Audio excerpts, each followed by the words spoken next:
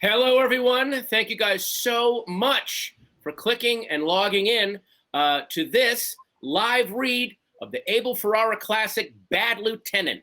And what? Oh, turns out we are doing Princess Bride instead, which I also understand is a really fantastic film. I don't think Harvey Keitel was in it, but I hope you guys enjoy it.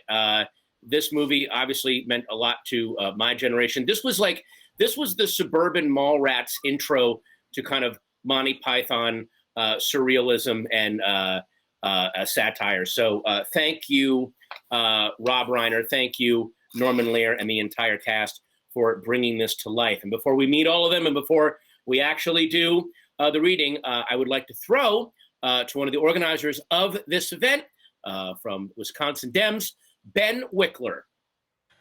Thank you so much, Patton. And thank you to the more than 66,000 people who are viewing this live right now on the internet. Wow. It is beyond belief. The response to this has been spectacular. Everyone who's on right now, what you are doing tonight could change the course of human history.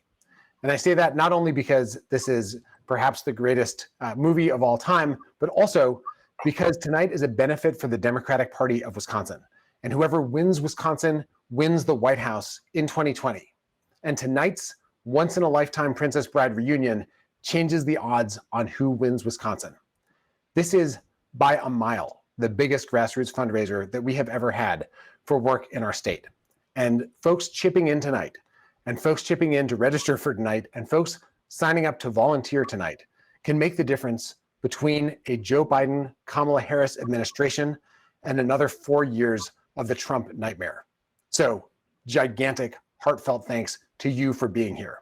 And huge, huge thanks to all the folks who made tonight possible. I want to thank Kerry Elwes so much from the bottom of my heart, who has been pouring himself in, not only as a producer of this event and a kind of ringleader, and also as the star, as the Man in Black, alongside an amazing group of stars who will be performing tonight, on every one of them working behind the scenes, and people at the Democratic Party of Wisconsin and on the creative team to make this work.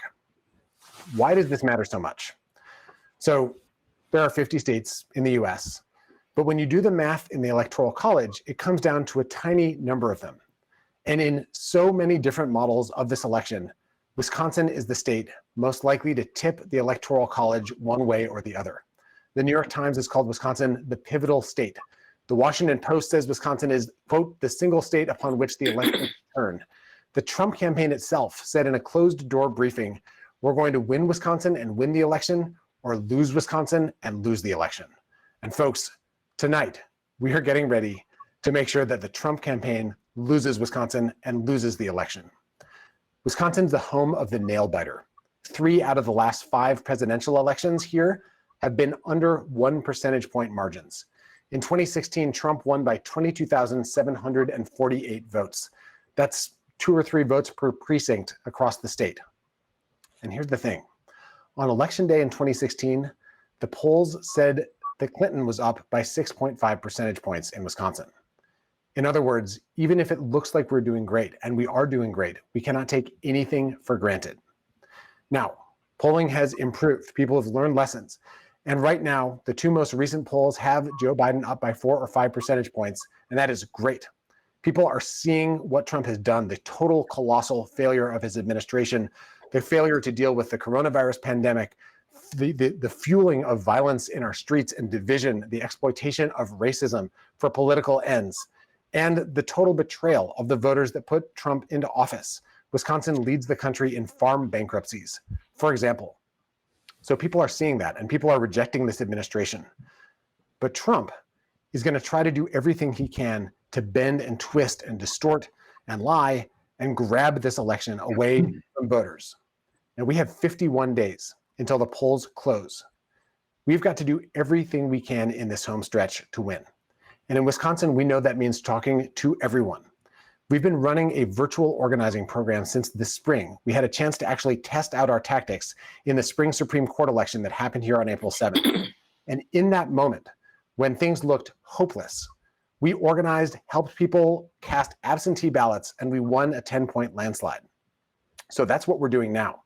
virtual organizing at a massive scale, talking to people across race, white, Black, Latinx, Asian American, Wisconsinites, tribal nations across our state, talking to rural voters, where Trump built up huge margins in 2016 and then abandoned the voters, talking to folks in suburbs who were already fleeing Trump in 2016 and have been doing so in droves ever since, talking to folks in cities where Republicans try to suppress the vote, and we are helping people to turn out.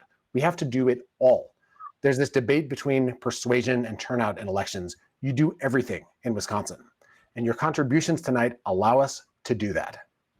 This weekend, thousands of volunteers have been calling voters across Wisconsin to drive turnout, to build persuasion, to help people request absentee ballots. Those are going to be mailed out soon. Then 2 weeks before Election Day, the early vote period begins. And then on Election Day, all the absentee ballots have to be turned in or arrive.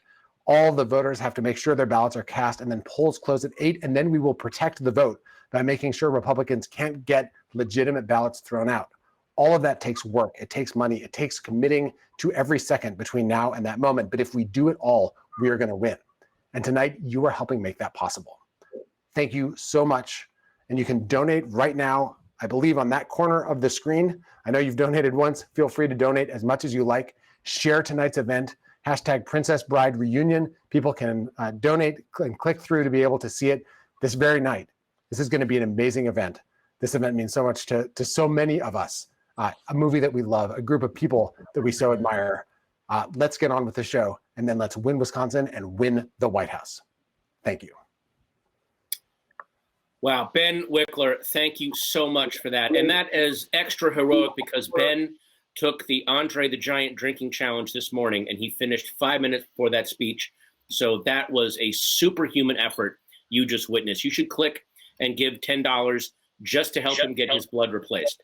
Now we're going to throw to our narrator for the evening, who is an acclaimed and brilliant director of such films as Thank You for Smoking, Up in the Air, and Young Adult, which contains one of the most amazing performances ever from Charlize Theron, and a surprisingly nuanced performance from comedian Patton Oswalt, who up to that point was thought of as a talentless yet irresistible slab of man meat. And I am quoting Soldier of Fortune magazine. Ladies and gentlemen, please welcome Jason Reitman. Thank you. It's a thrill to be here, Patton. I have never been introduced better in my life. Thank you. Look, we're all thrilled here to be here for such an important cause, and on behalf of one of the best movies ever made. And a flawless film. Yeah. Indeed. And we're going to be doing a live read. I'm not sure if you guys have watched one of those before. We're going to be reading the script for you. I'm going to be reading the stage directions, trying to give you a sense of what's going on, which is kind of cool because you get to hear the words of William Goldman. And if you've never heard that name before, he's just one of the greatest screenwriters to ever live. He wrote the book, The Princess Bride. He wrote the screenplay for The Princess Bride. And we have almost the entire original cast here. They're going to be reading their roles. We've rehearsed it a little bit, but we haven't gone through the whole thing. So what you're going to be seeing is us going on the fly. And there'll be some mistakes, there'll be some hiccups, and that'll all be part of the fun. But what you get to see is, hopefully, chemistry happening in real time, which is how a table read works, which is what we do right before we actually make a movie. In addition to that, we have some incredible guest actors who are going to be joining us. But one of the most important people who is joining us is one of the greatest directors of all time. The director of The Princess Bride, who, when he made this movie, was in the midst of basically one of the greatest 10-year runs of any director ever.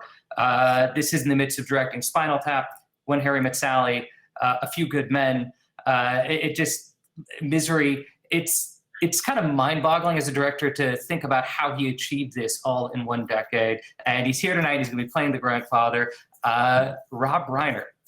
Hey, thank you so much, Jason. Okay, so here's the thing. We're going to all try this, and everybody's back here. Everybody who is not dead, was in the cast, is going to be here. None of the dead people will be here, but all the live ones will be here. So that's exciting. But if we have glitches and things, go haywire, just bear with us. We're here to have some fun. And as Ben pointed out, we're here basically to get Donald Trump out of the White House. So that's the main goal, and that's what we're going to be here for. And in the meantime, let's start reading and let's see what happens. Let's relive The Princess Bride. By the way, every person that you're going to see in this cast is at least 37 years older than they were when they played the part originally. So you'll see them for the first time. Ooh, look how that person looks now. You'll get to do that. Now, we've had a small technological hiccup, and we are currently missing one of our actors. And that would be, which one would that be, Jason? Look, it's a small role. Yeah. Wait a second. I think I actually just saw him jump into the green room. I think we are actually good to go. Patton, he just saved your ass because I was literally about to ask you to play the Dread Pirate Roberts. No. But we have That is not what the fans logged in to see. They did not log in to see Bilbo Baggins play Aragorn. That's not what you do on your live read, Jason. My God. This is why I was not the director of The Princess Bride, and why the true director is here to my right. All right, well, without further ado, let's get right into it. We fade in on a video game on a computer screen. It's a baseball game. We pull back to reveal this kid. He's lying in bed, coughing, pale, one sick cookie. Maybe he's 7, 8, or 9. His room is monochromatic, grays and blues, mildly high-tech, middle-class house somewhere outside a big city. Kid's mother enters, fluffs his pillow, briefly feels his forehead. Guess what? Your grandfather's here. Can't you tell him I'm sick? You are sick. That's why he's here. He'll pinch my cheek. I hate that. The kid's grandfather bursts into the room, kind of rumpled. He immediately goes to the kid, pinches his cheek. Hey, how's the sickie? The kid gives his mother an "I told you so" look. I'll just leave you pals alone. All right. I brought you a present. What is it? A book? Yeah. Yes, that's right. When I was a kid, your age television was called books. And when you got sick, that's what you do. You'd sit around and you read a book. And this one was my favorite. Has it got any sports in it? Are you kidding? What are you? It's got fencing and fighting and torture, revenge, giants, monsters, escapes, miracles, true love, everything. It doesn't sound too bad. I guess I'll try to stay awake. Oh, thank you very much for that wonderful vote of confidence. All right, here we go. The Princess Bride, Chapter 1. Buttercup was raised on a small farm in the country of Florin. Her favorite pastime was riding her horse and tormenting the farm boy who worked there. His name was Wesley, but she never called him that. Isn't that a wonderful beginning? Oh, yeah, great. As the grandfather goes back to reading, we're seeing the story that he's reading. The bedroom is replaced by dazzling color. Nothing gave Buttercup as much pleasure as ordering Wesley around. Farm boy, you lazy thing, polish my horse's saddle. We see Buttercup holding the reins of her horse while Wesley in the stable doorway looks at her. Buttercup is probably the most beautiful woman in the world. I want to see my face shining in the saddle by morning. As you wish. As you wish.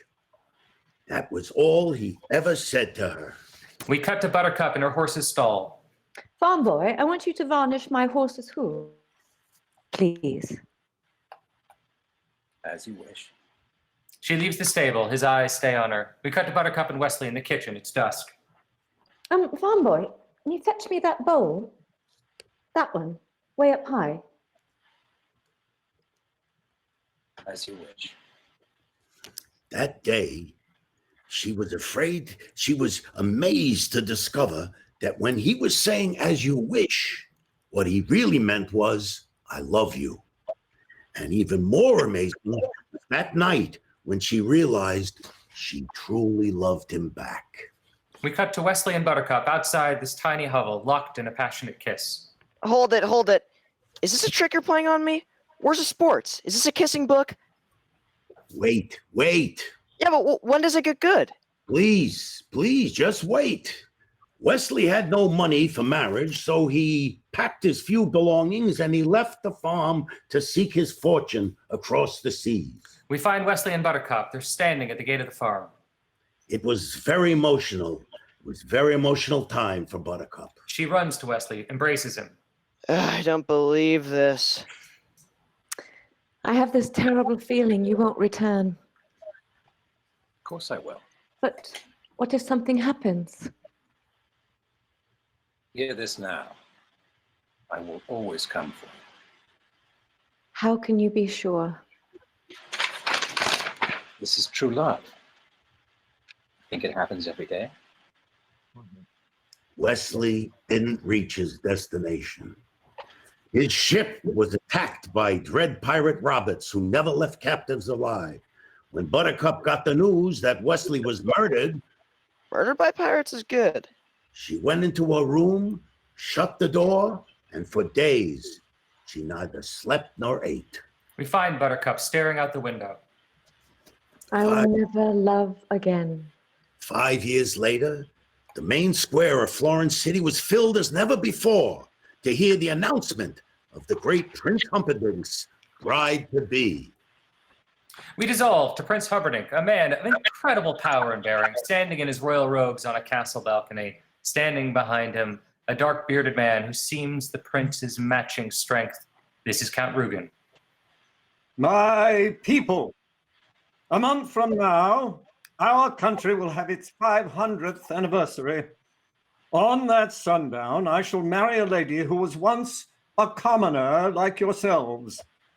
But perhaps you will not find her common now. Would you like to meet her? And the answering yes booms like summer thunder, and now for the first time, the crowd, and my God, you never saw so many people. We cut to them, and they do a very strange thing. With no instructions at all, they suddenly go to their knees. Great waves of people kneeling. My people, the Princess Buttercup. And we cut to her, gloriously attired, terribly moved. She stands immobile among her subjects, blinking back tears. Buttercup's emptiness consumed her. Although the law of the land gave Humperdinck the right to choose his bride, she did not love him. We cut Despite to- Humperdinck, We cut to Woodlands and Buttercup barreling along, controlling the beast easily. She's more relaxed now. despite Humperdinck's reassurance that she'd grow to love him, the only joy she found was in her daily ride. A hill at close to sundown, Buttercup rides to the crest, suddenly reins in as we see three men standing close together in the path. Standing in front is a tiny hunchback, Sicilian. His name is Vizzini. Behind him is a Spaniard, erect and taut as a blade of steel. His name is Inigo Montoya. Beside him is a mustached giant. His name is Fezzik. A word, my lady. We are but poor lost circus performers. Is there a village There is nothing nearby? nearby. Not for miles. Then there will be no one to hear you scream. Fezzik reaches over, touches a nerve on Buttercup's neck, and the start of a scream is all she manages. We cut to a tiny, isolated dock. A sailboat's moored. The giant Fezzik carries Buttercup unconscious on board. Vizzini rips some tiny pieces of fabric from an army jacket. What is that you are ripping? Fabric from the uniform of an army officer of Gilder.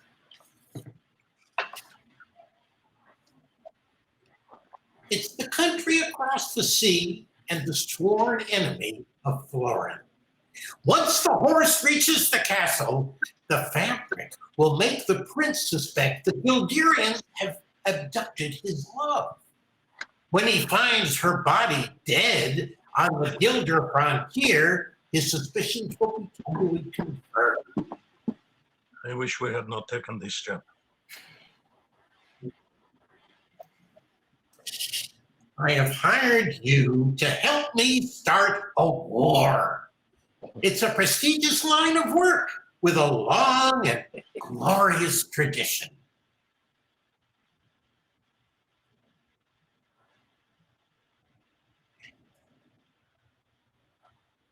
Am I going mad? Or did the word think escape your lips?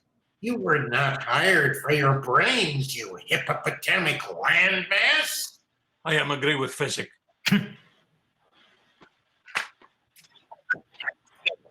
The sword has spoken. What happens to her is not truly your concern. I will kill her. And remember this. Never forget this. When I found you, you were so sore, proper and drunk, you couldn't buy brandy. And you, friendless, brainless, helpless, hopeless, you want me to send you back to where you were, unemployed in Greenland?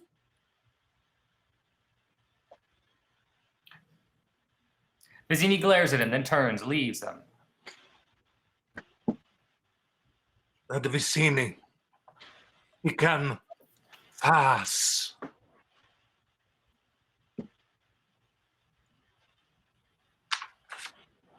You have a great gift for rhyme, my friend, even though I cannot hear you. No more rhymes now, I mean it. Ah. Well, Josh, I think you need to unmute because otherwise we're never going to hear that line, anybody want a peanut? And we need to hear your variation on that. He's unmuted? All right, well, let's work on that. In the meantime, we cut to the sailboat racing across the dark waters. Inigo is at the helm. Fezzik stands near the body of the princess, whose eyelids flutter slightly. We shall reach the cliffs by dawn. But why are you? Inigo glances back. Why are you doing that? Making sure nobody's follow us. Oh, believe me, that would be inconceivable. We cut to the ship. The waves are high. Hours have passed and there is no movement, except for Inigo, who is staring back behind them. Stop doing that. We can all relax. It's almost over. Are you sure no one is following us? As I told you hours ago, it would be absolutely, totally, and in all other ways inconceivable. No one in Gilder knows what we've done, and no one in Florin could have gotten here so fast. Out of curiosity, why do you ask?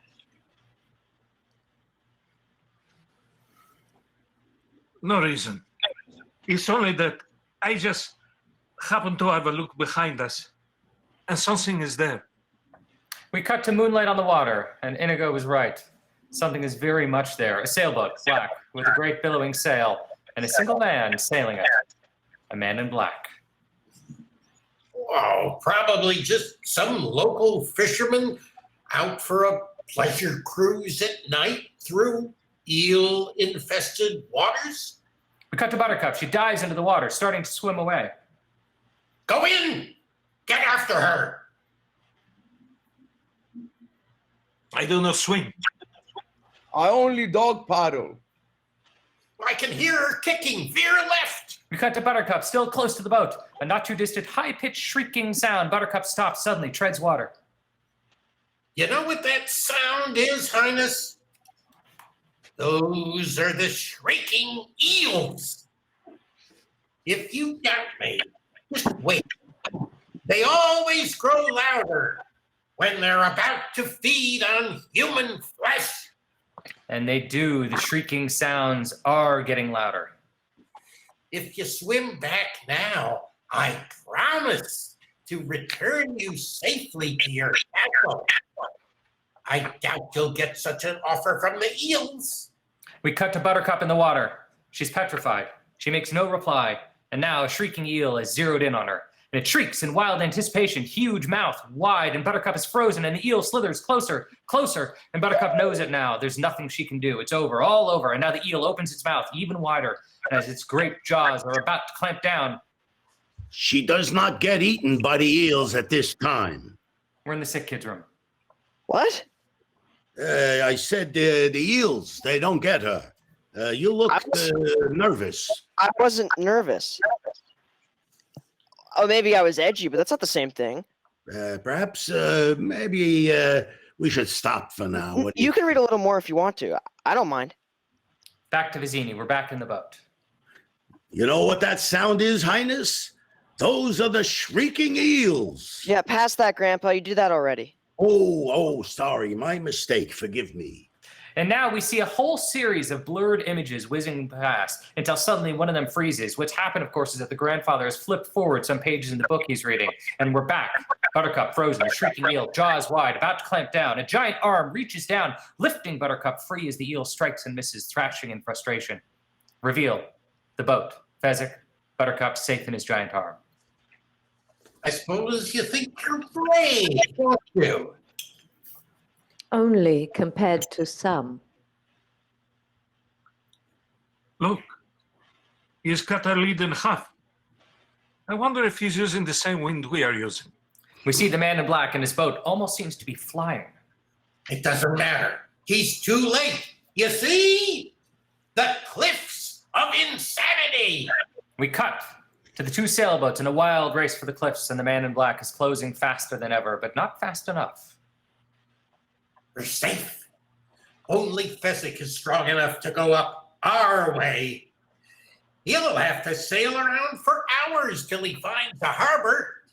Fezzik reaches up along the cliff face. Suddenly, there is a thick rope in his hands. We cut to the cliffs. The rope goes all the way to the top.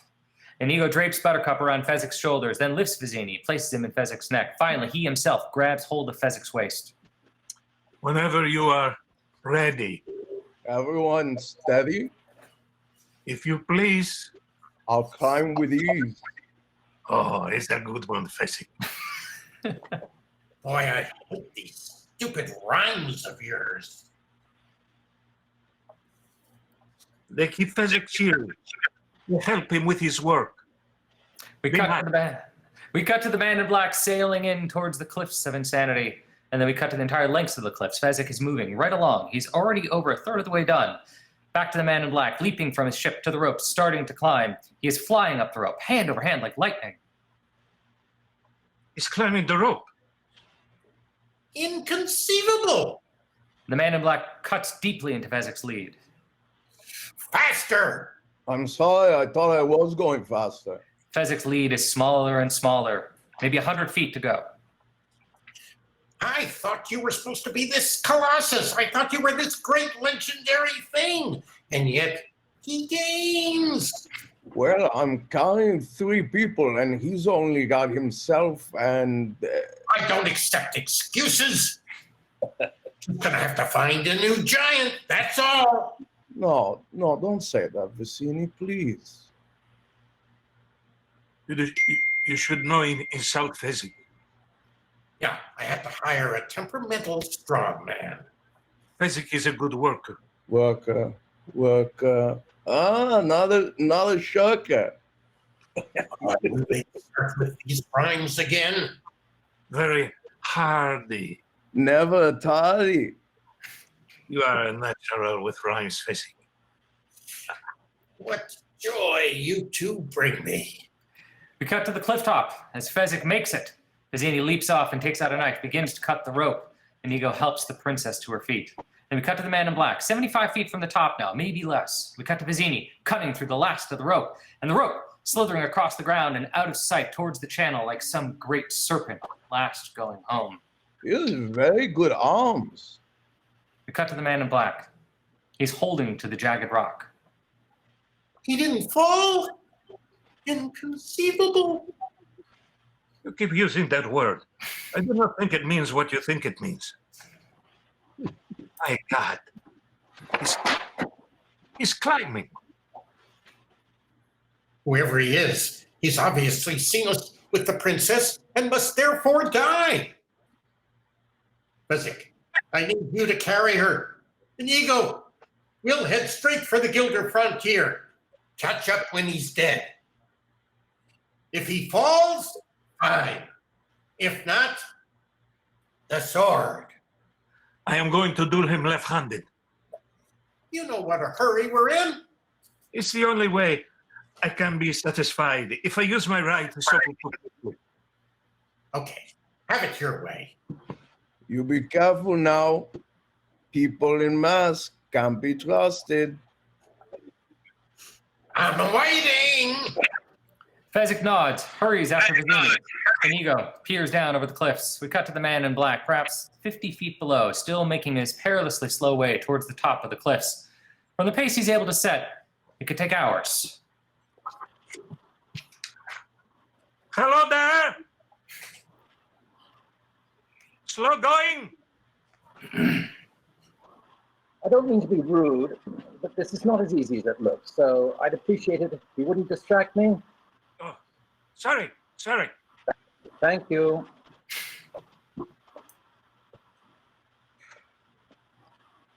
I do not suppose you could speed things up. If you're so anxious to hurry things, you could lower a rope or a tree branch or find something useful to do. I could do that. I have got some rope up here. But I do not think you will accept my help, since I am only waiting around to kill you. That does put a damper on our relationship. But I promise, I will not kill you until you reach the top. Well, that's very comforting, but I'm afraid you'll just have to wait. I could give you my word as a Spaniard. No good. I've known too many Spaniards. Is there any way you will trust me? Nothing comes to mind. I swear on the soul of Domingo Montoya, my father, you will reach the top alive. Throw me a rope. Inigo grabs a small coil of rope and he hurls it over. The man in black rising through the early morning light slowly, steadily. Inigo watching as the man in black crawls to safety.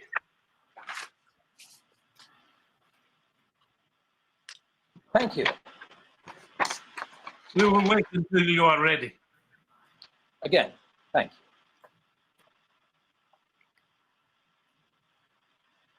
I do not mean to pry, but you don't by any chance happen to have 6 fingers on your right hand? And you always begin conversations that way? My father was slaughtered by a 6-fingered man. He was a great sword maker, my father. And when the 6-fingered man appeared and requested a special sword, my father took the job. He slaved a year before he was done. He hands his sword to the man in black. I've never seen its equal. 6-fingered man, he returned and demanded it, but at 1/10 his promised price. My father refused. Without a word, the 6-fingered man slashed him through the heart. I love my father. So naturally, I challenged his murder to a duel, but I failed. 6-fingered man, he leave me alive, but he gave me this. How old were you? I was 11 years old, and when I was strong enough, I dedicate my life to the study of fencing, so that next time we meet, I will not fail. I will go up to the 6-fingered man and say, hello, my name is Inigo Montoya. You killed my father. Prepare to die. You've done nothing but study swordplay? More a pursuit than a study lately. You see, I cannot find him. It's been 20 years now. Something is bothering me. It's been 20 years now, and I am starting to lose confidence. I just worked for Vizzini to pay the bills. There is not a lot of money in revenge. Well, I certainly hope you find him someday. You are ready then? Whether I am or not, you've been more than fair. You seem a decent fellow. I hate to kill you. You seem a decent fellow. I hate to die.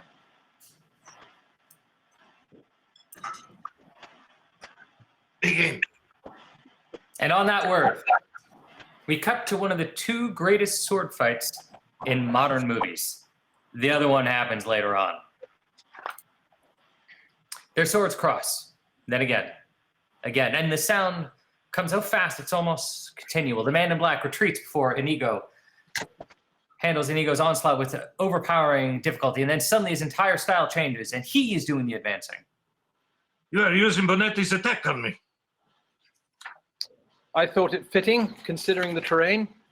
Naturally, you must expect me to attack with Capofero. Well, naturally. Fine Tybalt cancels out Capofero, don't you? Unless the enemy has studied his Agrippa, which I have. And flying almost across the rocky terrain, never losing balance, never coming close to stumbling. And the battle rages with incredible finesse. First one, and then the other, gaining the advantage. This is two legendary swashbucklers, and they're in their prime. It's Burt Lancaster and the Crimson Pirate battling Errol Flynn and Robin Hood. And then, incredibly, the action begins going even faster than before. You are wonderful. Thank you. I've worked hard to become so. I admit it. You are better than I am. Then why are you smiling? Because I know something you don't know. And what is that? I am not left-handed. He throws the six-fingered sword into his right hand, and immediately the tide of the battle turns. The man in black can't stop Inigo. Nothing can stop him. And in a frenzy, the man in black makes every feint, tries every thrust, lets go with all he has left. You are amazing. I ought to be after 20 years. There is one final thing I must tell you. Tell me. I am not left-handed either. And now he changes hands, and at last the battle is fully joined. Who are you? No one of consequence. I must know. Get used to disappointment. The man in black, moving like lightning, and he thrusts forward, slashes, darts back, all in almost a single movement. Inigo's sword hand, as it flicks the great weapon, the mighty six-fingered sword, as the light does its best to keep up with it. And now, at long last, we cut to Inigo's face. And something terrible is written behind his eyes. He has given his all, done everything man can do, tried every style, made every maneuver, but it wasn't enough. And on his face, for all to see, is the realization that he, Inigo Montoya of Spain, is going to lose. We cut to the six-fingered sword, sent flying from Inigo's grip. He stands helpless only a moment, then he drops to his knees. He bows his head, and he shuts his eyes. Kill me quickly. I would as soon destroy a stained glass window as an artist like yourself. However, since I can't have you following me either, please understand that I hold you in the highest respect. Having clunked Inigo's head with his heavy sword handle, we cut to Vizzini. What? Inconceivable! We find him staring down from a narrow mountain path. Give her to me. Catch up with us quickly. What do I do? Finish him. Finish him. Your way. Oh, good, my way. Thank you, Vizzini. My way indeed, of course. What's my way? Pick up one of those boulders. In a few minutes, the man in black will come running around that bend. The minute his head is in view, hit it with the boulder. My way is not exactly sportsmanlike. And with that, Vizzini and Buttercup hurry away. We find the man in black racing up the mountain trail. Ahead is a bend. We cut to Fezzik. And the instant the man in black's head comes into view, he steps out, fires the boulder like a rocket. Cut to the man in black as the boulder misses him by an inch. I did that on purpose. I didn't have to miss. I believe you. What happens now? But we face each other as God intended, in a sportsmanlike manner. No tricks, no weapons, skill against skill alone. You mean you'll put down your rock and I'll put down my sword and we'll try to kill each other like civilized people? I can kill you now. To that, the man in black takes off his sword and his scabbard. Frankly, I think the odds are slightly in your favor at hand fighting. No, it's not my fault being the biggest and strongest. I don't even exercise.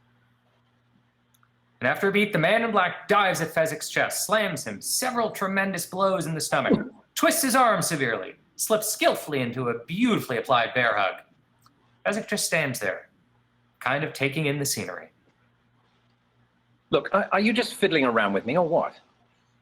I wanted you to feel you were doing well. I always hated for people to die in battles. It gets set to begin again. Then suddenly we cut to Fezzik, jumps forward, reaching for the man in black, grabs him, and as the man in black slips away, Fezzik reaches again. Oh, you're quick. And a good thing too. Why do you wear a mask? Were you disfigured at birth or born by acid or something like that? Oh no, that's just that they're terribly comfortable. I think everyone will be wearing them in the future.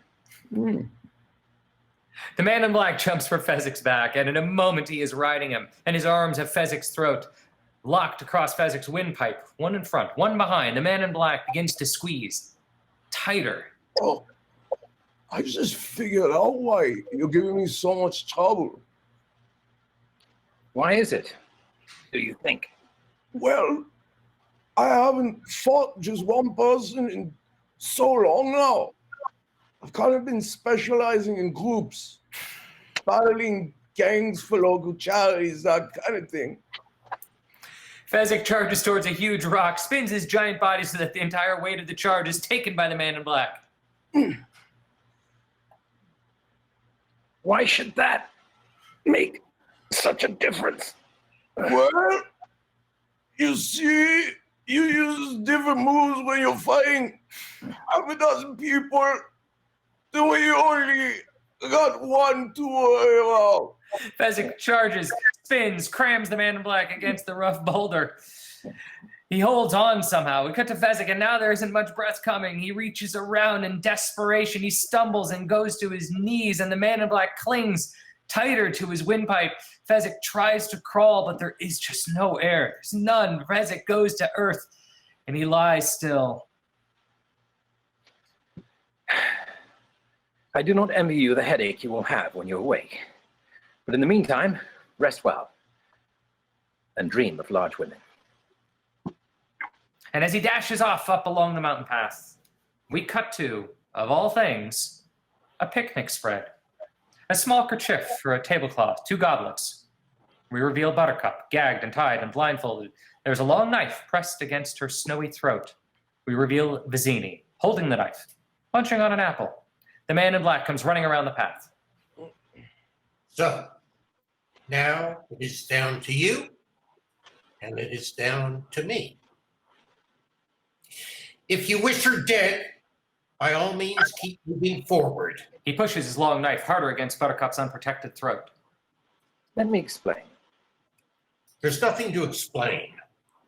You are trying to kidnap what I have rightfully stolen. Perhaps an arrangement can be reached? There will be no arrangement. He continues to move forward.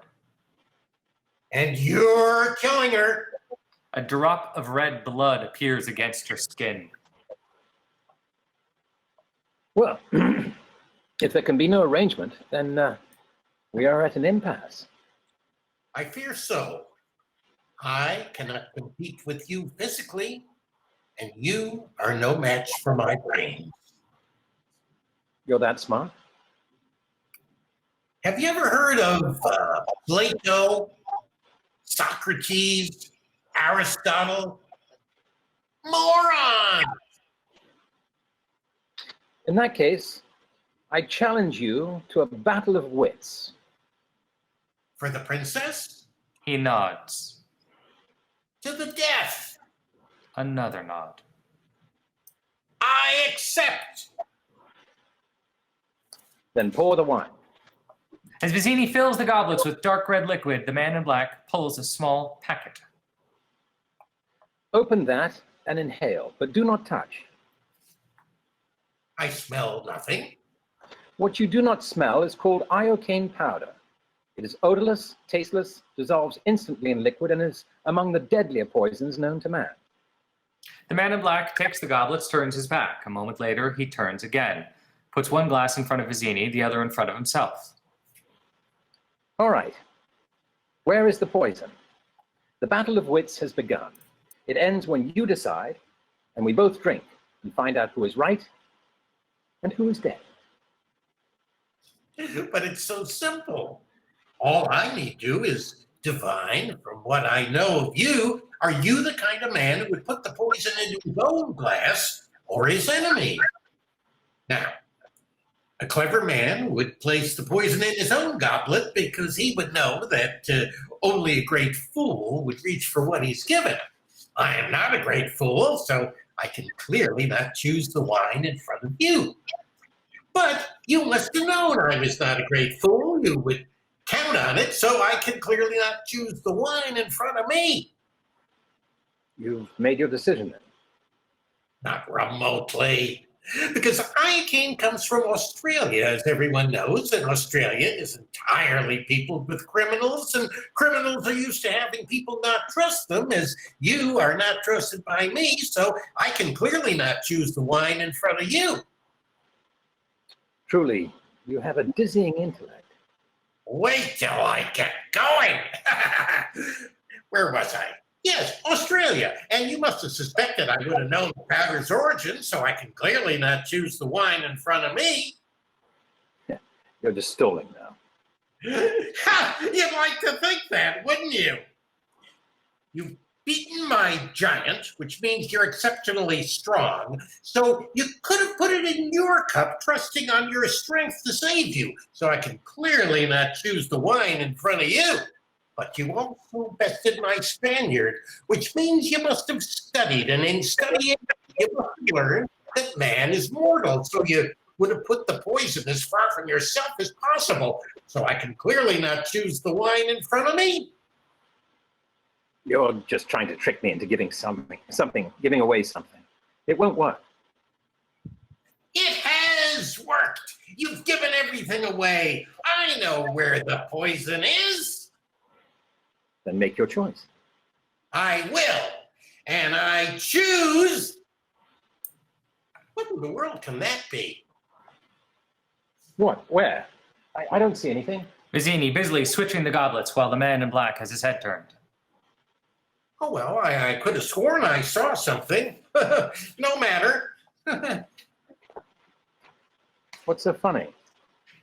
I'll tell you in a minute. First, let's drink. Me from my glass, and you from yours. He picks up his goblet. The man in black picks up his. He hesitates a moment. Then they both swallow their wine. You guessed wrong. You only think I guessed wrong. That's what's so funny. I switched glasses when your back was turned. Fool, you fell victim to one of the classic blunders. The most famous is never get involved in a land war in Asia. But only slightly less well known is this. Never go in against a Sicilian when death is on the line.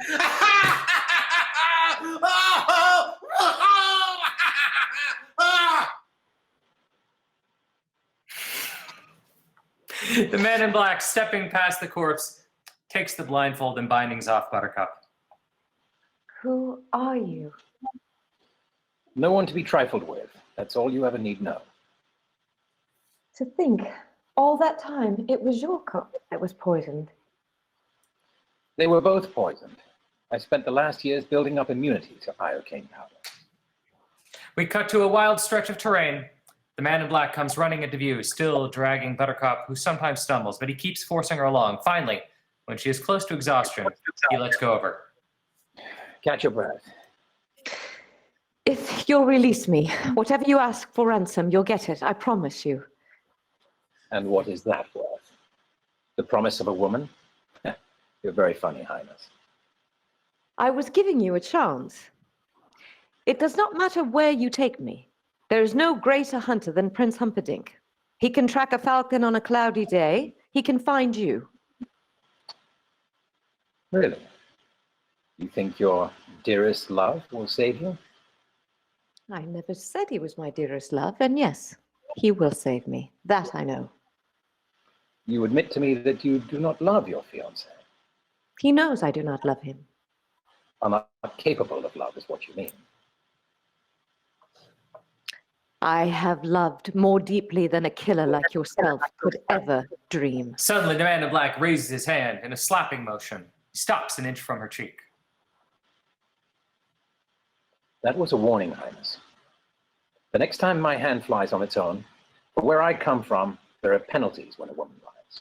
And with that, he grabs her hand and they are once again racing away. We cut to Prince Humperdinck, lying on the top edge of the cliffs of insanity. Count Rugen mounted, watching. Behind him, half a dozen armed warriors, also mounted. The prince nimbly jumps to his feet, begins to put his feet into strange positions. We realize that what he is doing is miming fencers. There was a mighty duel. It ranged all over. Oh, it makes no sense. Sometimes they held with the right hand, sometimes with the left. They were both... He's following the course of the duel. It's incredible.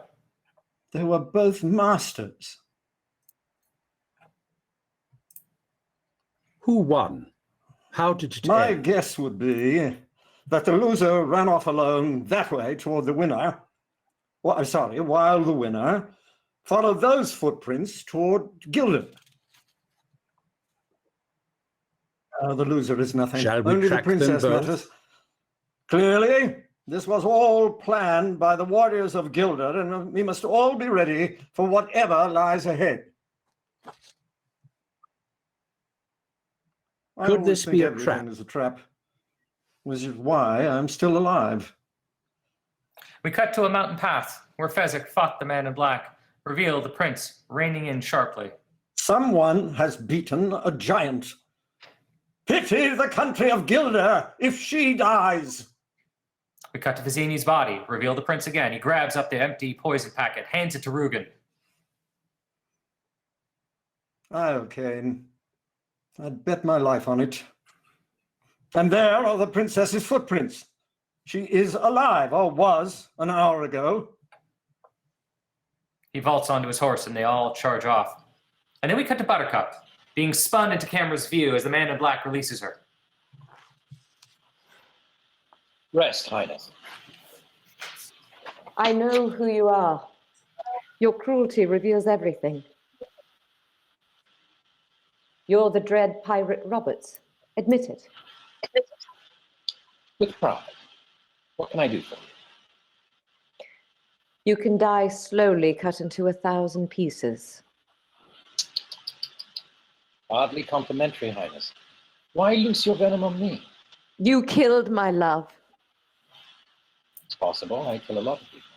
And now he pulls her to her feet, and as again they start to run, we cut to Humperdinck, riding like a bat out of hell, approaching the same stretch of wild terrain where Buttercup promised ransom. She was alive 50 minutes ago, and if she is otherwise, when I find her, I shall be very put out. We cut to the man in black, leading Buttercup along the edge of an almost sheer ravine. Who was this love of yours? Another prince like this one? Ugly, rich, and scabby?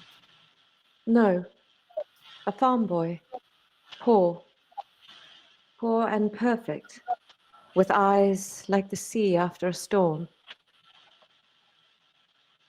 The ship attacked, and the dread pirate Roberts never takes prisoners. Well, I can't afford to make exceptions. Once word leaks out that a pirate has gone soft, people begin to disobey you, and then it's nothing but work, work, work all the time. You mock my pain. Life is pain, Highness. Anyone who says differently is selling something. I remember your farm boy.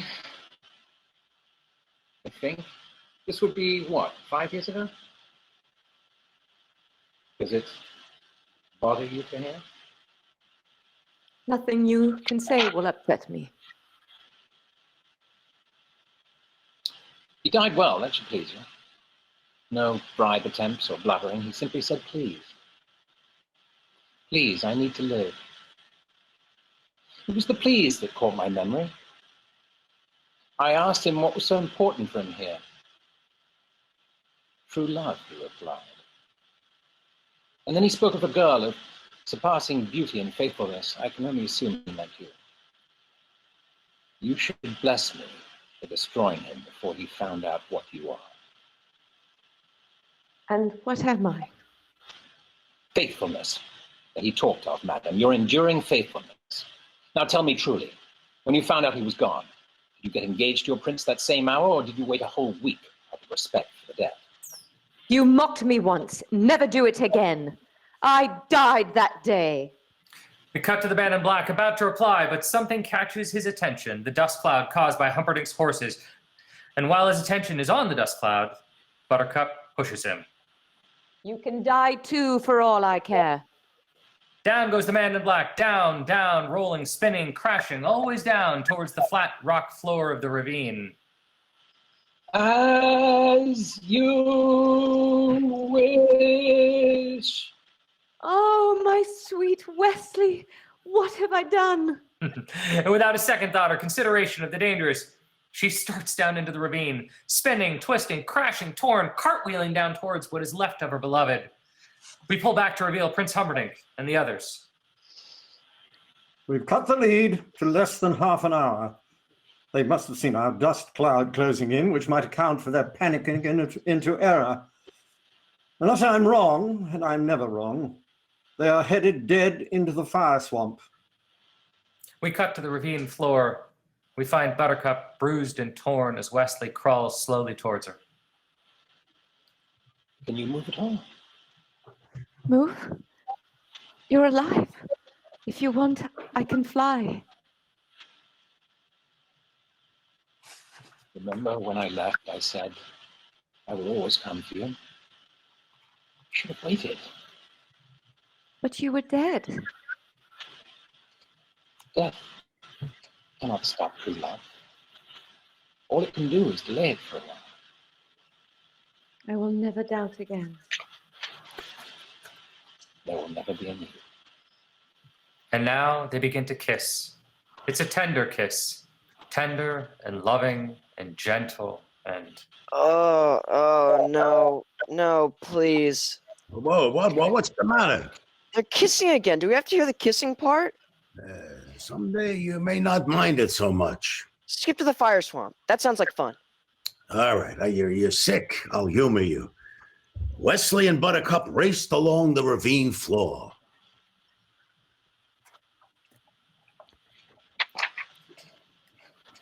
Just a few more steps, and we'll be safe in the fire swamp.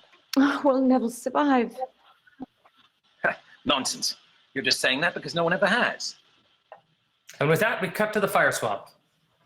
If you were looking for a spot to hold an international insect convention, you just couldn't do better than the fire swamp. You know, I'm kind of disappointed. It's not that bad. I mean, I'm not saying I'd like to build a summer home here, but the trees are actually quite lovely. There's a slight popping sound and a giant spurt of flame. Buttercup is suddenly on fire. Wesley instantly diving at her, throwing his own body over the flames, suffocating them. Well now, that was an adventure. Singed a bit, were you? You? And with that, we dissolve to the two of them moving slowly along through a particularly dangerous part of the fire swamp. This will all soon be but a happy memory, because Robert Shipp, Revenge, is angered at the far end. And I, as you know, am Roberts. But how is that possible, since he has been marauding 20 years and you only left me 5 years ago? I myself am often surprised at life's little quirks. You see, what I told you before about saying please was true. It intrigued Roberts, my saying please. as did my descriptions of your beauty. Wesley takes his sword, slices a path for them to follow. Finally, Roberts decided something. He said, "All right, Wesley, I've never had a valet. You can try it for tonight. I'll most likely kill you in the morning." For 3 years, he said that. "Good night, Wesley. Good work. Sleep well. I'll most likely kill you in the morning." Difficult time for me. I was alive, learning to fence, to fight, anything anyone could teach me. Roberts and I eventually became friends. And then it happened. What? Go on. Roberts had grown so rich he wanted to retire. Took me to his quarters and told me a secret. "I am not the Dread Pirate Roberts," he said. "My name is Ryan. I inherited this ship from a previous Dread Pirate Roberts, just as you will inherit it from me. The man I inherited it from was not the real Dread Pirate Roberts either. His name was Cummerbund. The real Roberts has been retired 15 years and living like a king in Patagonia."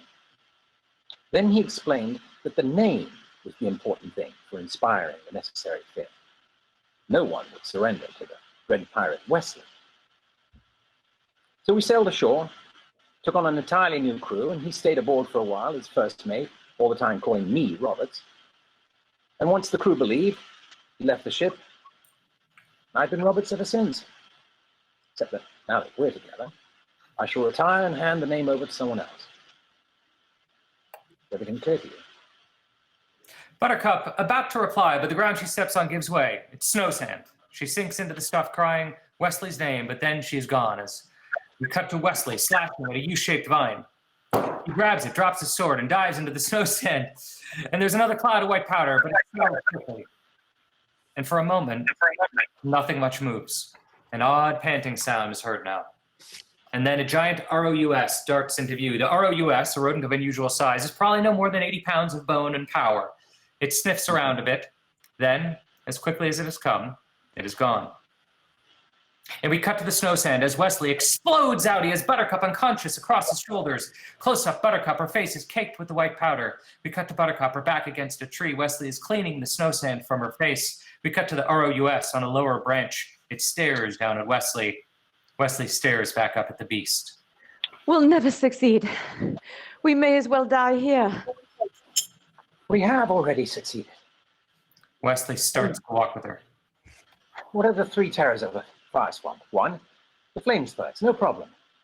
There's a little popping sound preceding each, and we can avoid that. 2, the snow sand, but you were clever enough to discover what that looks like in the future, so we can avoid that too. But what about the ROUSs, Wesley? Rodents of unusual size? I don't think they exist. Wham! An ROUS comes flying down at him from a tree branch, attacking Wesley's shoulder with razor teeth. 2 ROUS racing up, diving onto Wesley, tearing at his left shoulder, pulling it almost to pieces. A popping sound starts. We cut to Wesley. He rolls into the flame, but he has one of the ROUSs underneath him, and the other 2 ROUSs pulling sharply back from the fire. The ROUS that was beneath him is on the fire. Its coat is burning, and it shrieks. We dissolve to Buttercup and Wesley, moving slower than ever. They look like death. Then they stop, gaze ahead. The far edge of the fire swamp just ahead.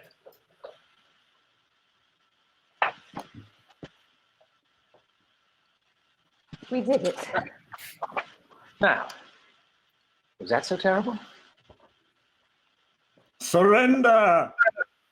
Cut to Humperdinck on his horse, Rugen behind him, 3 warriors mounted in formation behind. You mean you wish to surrender to me? Very well, I accept.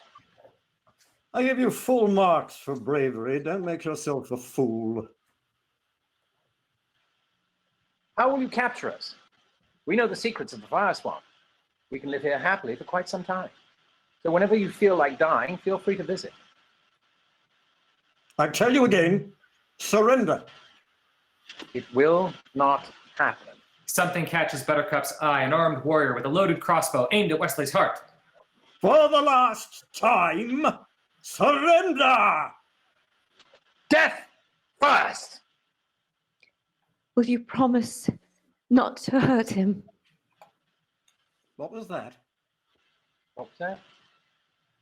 If we surrender, freely and without struggle, will you promise not to hurt this man?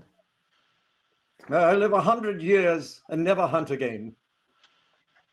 He is a poor, simple sailor on the pirate ship Revenge. Will you promise to return him to the ship? I swear it will be done. Once we're out of sight, take him to the pit of despair. I swear it will be done. I thought you were dead once, and it almost destroyed me. I could not have you die again, Wesley. Not when I could save you.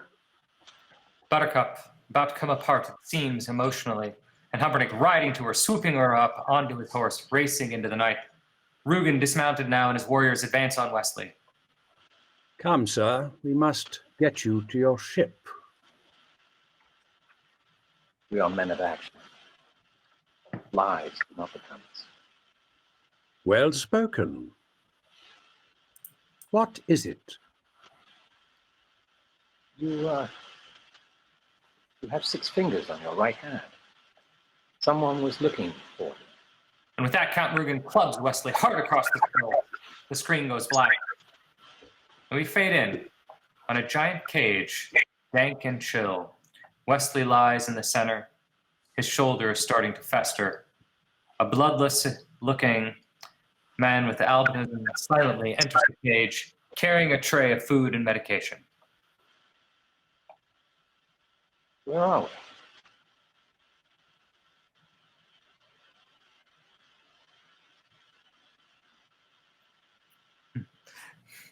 we?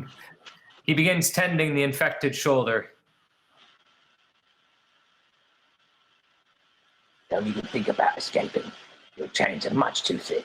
And don't dream of a rescue either. The only way in here is a secret. Only the prince and the count know how to get in and out. So I'm here till I die then? Till they kill you? Yeah. Then why bother curing me?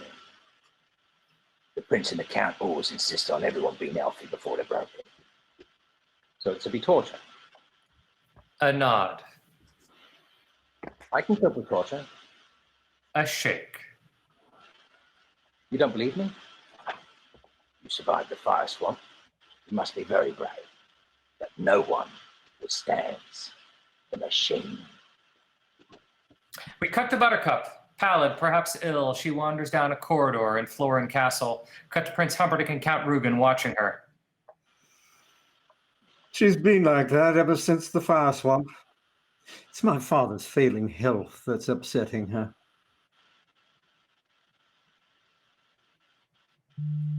As they move on, we cut to Florin Castle at night. The king died that very night, and before the following dawn, Buttercup and Humperdinck were married. At noon, he met her subject again, this time as their queen. Hey, hold it a sec, please. Cut to the kids' room. The kid's half sitting now. What? Grandpa, you read that wrong. She doesn't marry Humperdinck. She marries Wesley. I'm sure of it. After all Wesley did for her, if she didn't marry him, it wouldn't be fair. Fair? Who said life is fair? Where is that written? Life isn't fair. I'm telling you, you're messing up the story. Now get it right. Hey, you want me to read this or not? Yes. Okay then. No more interruptions. At noon, she met her subjects again, this time as their queen. We find Prince Humperdinck on the same balcony we saw him before. My father's final words were, "Love her as I have loved her, and there will be joy. I present to you your queen, Queen Buttercup." We cut to the great doors of Florin Castle swinging open, the crowd suddenly going to its knees. Buttercup, touched as before, but then... Boo! Boo! Boo! We find an ancient woman approaching Buttercup through the crowd. Why do you do this? Because you had love in your hands and you gave it up for gold. But they would have killed Wesley if I hadn't done it.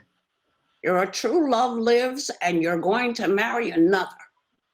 True love saved her in the fire swamp and she treated it like garbage. And that is what she is, the queen of refuse. So cheer her if you want. Cheer the queen of slime, the queen of muck, and the queen of putrescence. Boo, boo, boo.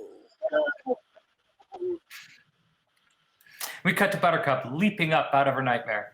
It was still 20 days till the wedding. The king still lived, but Buttercup's nightmares were growing steadily worse. See, didn't I tell you she'd never marry that rotten Humperdinck? Yeah, you're very smart. Shut up. Buttercup, we cut to Buttercup entering the prince's chambers. It comes to this. I love Wesley. I always have. I know now I always will. If you tell me I must marry you in 20 days, please believe I will be dead by morning.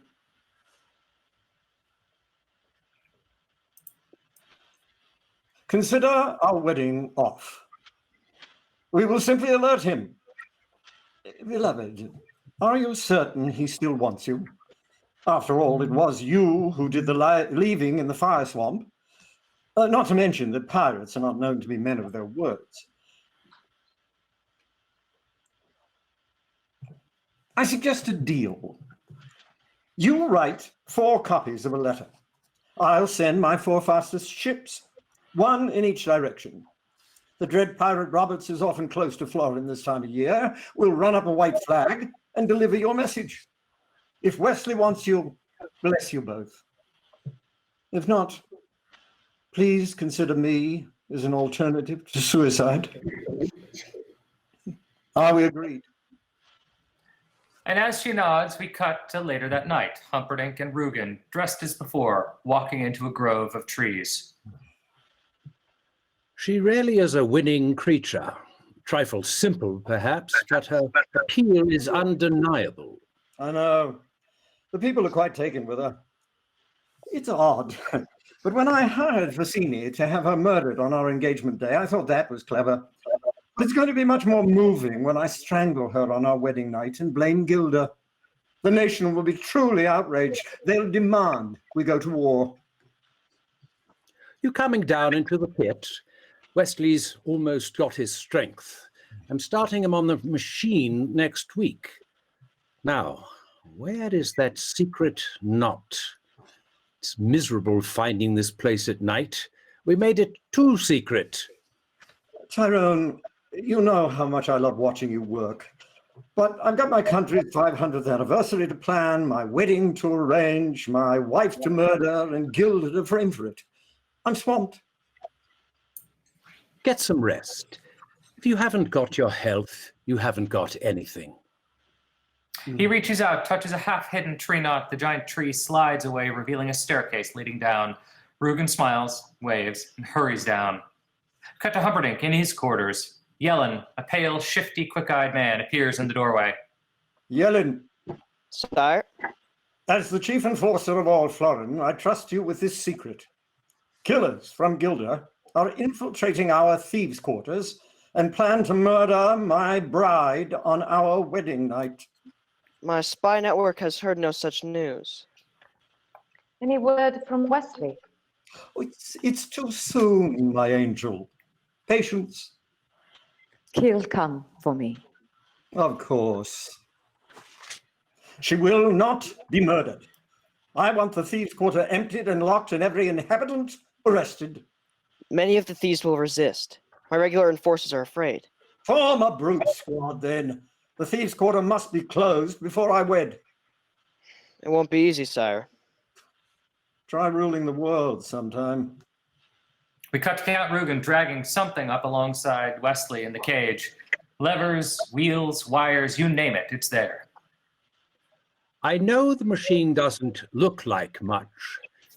It took me half a lifetime to invent it. The man with albinism in a far corner in shadow, watching, afraid. Count Rugen working away, attaching more suction cups to Wesley. I'm sure you've discovered my deep and abiding interest in pain. At present, I am writing the definitive work on the subject. So, I want you, please, to be totally honest with me on how the machine makes you feel. A dial with numbers ranging from 1 all the way to 50. This being our first try, I'll use the lowest setting. He turns the dial to 1. The machine starts. Wesley. He's only flesh and the chains are metal, but such is his desperation, it almost seems he might break them. A terrible sound comes from his throat, an incessant gasping. It keeps on coming as Count Rugen switches off the machine, picks up a large notebook and a pen.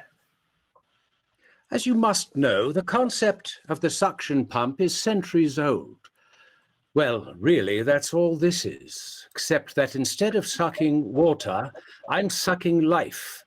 I've just sucked 1 year of your life away. If I set the dial to 2, that would mean 2 years gone, 2 times the pain.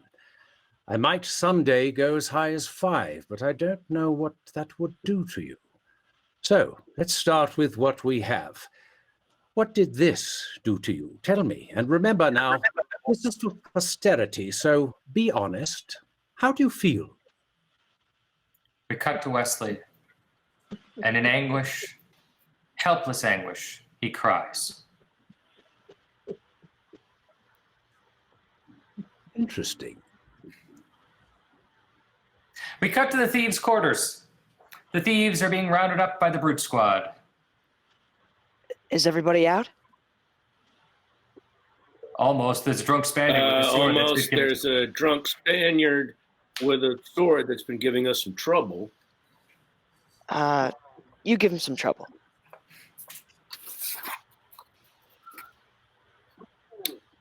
Oh, there. I don't know, Budge. Keep your holder. But the prince gave orders. So did Vicini. When a job went wrong, you went back to the beginning. Well, this is where we got the job. So it is the beginning. And I am staying till Vicini comes. I don't think so. Inigo being lifted into the air. Waiting for Vicini. Meanie.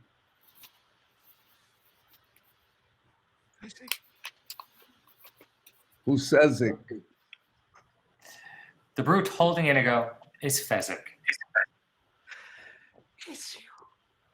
Ooh. The assistant brute is just about to club Inigo's brains out, but Fezzik lets fly with a stupendous punch. That was a punch. You don't look so good. Oh, you don't smell so good either. Perhaps no, but I feel fine. And he faints. We cut to an empty kitchen of an alehouse in the thieves' quarter. Inigo sits slumped in a chair. Fezzik starts to feed him. Fezzik and Inigo were reunited, and as Fezzik nursed his inebriated friend back to health, he told Inigo of Vicini's death and the existence of Count Rugen, the six-fingered man. Considering Inigo's lifelong search, he handled this news surprisingly well. Inigo faints into his bowl of food. Fezzik took good care in reviving Inigo. We cut to 2 large tubs, one filled with steaming water, the other with ice water. Fezzik dunks Inigo's head back forth between the tubs until finally Inigo yanks away. Enough! Enough! Where is this Rugen now? So I may kill him. He's with the prince in the castle. The castle is locked till after the wedding tomorrow night, and only one door has been left unsealed. 30 men guard it. How many could you handle? I don't think more than 10. Leaving 20 for me. And 20. Leaving 20 for me. And at my best, I could never defeat that many. I need Vicini to plan. I have no gift for a strategy. But Vicini is dead, and I'm no help since I haven't done one thing right in over 11 years. No. Not Vicini. I need the man in black. What?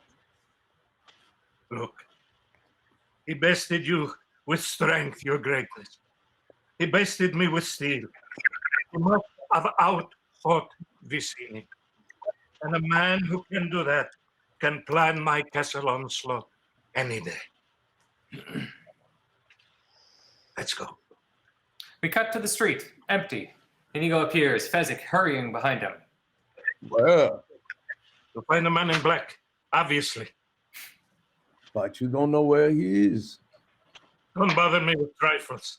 After 20 years, at last, my father's soul will be at peace. There will be blood tonight. Ours. We cut to Prince Humperdinck's chambers, strewn with maps, etc. Buttercup is with him. Yellen enters. Rise and report. The thieves' quarter is shuttered. 30 men guard the gate castle. Add 70 more. 100 brutes. My princess must be safe. The main gate has but one key, and I carry that. He shows the key dangling from his neck. Tomorrow, sunset, after the nuptials, your men will escort us to Florin Channel, where every ship in my armada will accompany us on our honeymoon. Every ship but your 4 fastest, you mean? Every ship but the 4 you sent. Yes, yes, of course. Of course. Naturally not those 4. Your Majesties? You never sent the ships. Don't bother lying. It doesn't matter. Wesley will come for me anyway. You're a silly girl. Yes, I am a silly girl. For not having seen sooner that you were nothing but a coward with a heart full of fear. I would not say such things if I were you. Why not? You cannot hurt me. Wesley and I are joined by the bonds of love, and you cannot track that. Not with 1,000 bloodhounds, and you cannot break it. Not with 1,000 swords. And when I say you are a coward, that is only because you are the slimiest weakling ever to crawl the earth. I would not say such things if I were you! We cut to Buttercup's room as the prince throws it open, hurls her inside, slams it shut, locks it. We cut to Humperdinck racing towards the grove of trees. We cut to Wesley in the machine. Count Rugen is making a few adjustments. The prince suddenly comes down the steps. You truly love each other. So you might have been truly happy. Not one couple in a century has that chance, no matter what the storybooks say. So I think no man in a century will suffer as greatly as you will. And with that, he whirls and turns on the machine, grabs the lever and... Not to 50! But it's too late. We cut to Prince Humperdinck shoving the lever all the way over, and then we cut to Wesley's face. And there has never been such pain. The death scream starts to rise. Outside the pit of despair, with Buttercup in a room, hears the sound. Yellen and his 100 brutes, they hear it. The square outside the castle, people stop as the sound hits them, children pale. We cut to an inn nearby, people happily drinking, freeze in fear of the unknown sound. We cut to Inigo and Fezzik as the fading sound comes through. Fezzik, listen. Do you hear? That is the sound of ultimate suffering. My heart made that sound when Rugen slaughtered my father. The man in black makes it now. How do you know? His true love is marrying another tomorrow. So who else has cause for ultimate suffering? Excuse me. Pardon me. No one's budging. Fezzik, help me! His great arms start to push. The crowd begins to fall away. Everyone move! We cut to a small shed near the grove of trees. The man with albinism wheels the barrow towards it. Suddenly, Inigo moves into view, his sword at the man's throat. Where is the man in black? Where? You get that from this grove, yes? Jog his memory, Fezzik. Fezzik crunches the man with albinism on the top of the head, and he drops without a sound. Oh, I'm sorry, Inigo. I didn't mean to jog him so hard. Inigo kneels. I have been a drunk, a sinner, a wastrel, and a fool. But I have had my share of suffering. Father, I have failed you for 20 years, but now our misery can end. Somewhere close by is a man who can help us. I cannot find him alone. I need you. I need you to guide my sword. Inigo, eyes shut tight, walks forward, the great sword held in his hands. Please, guide my sword. He is near, Father. I know he is. Guide my sword.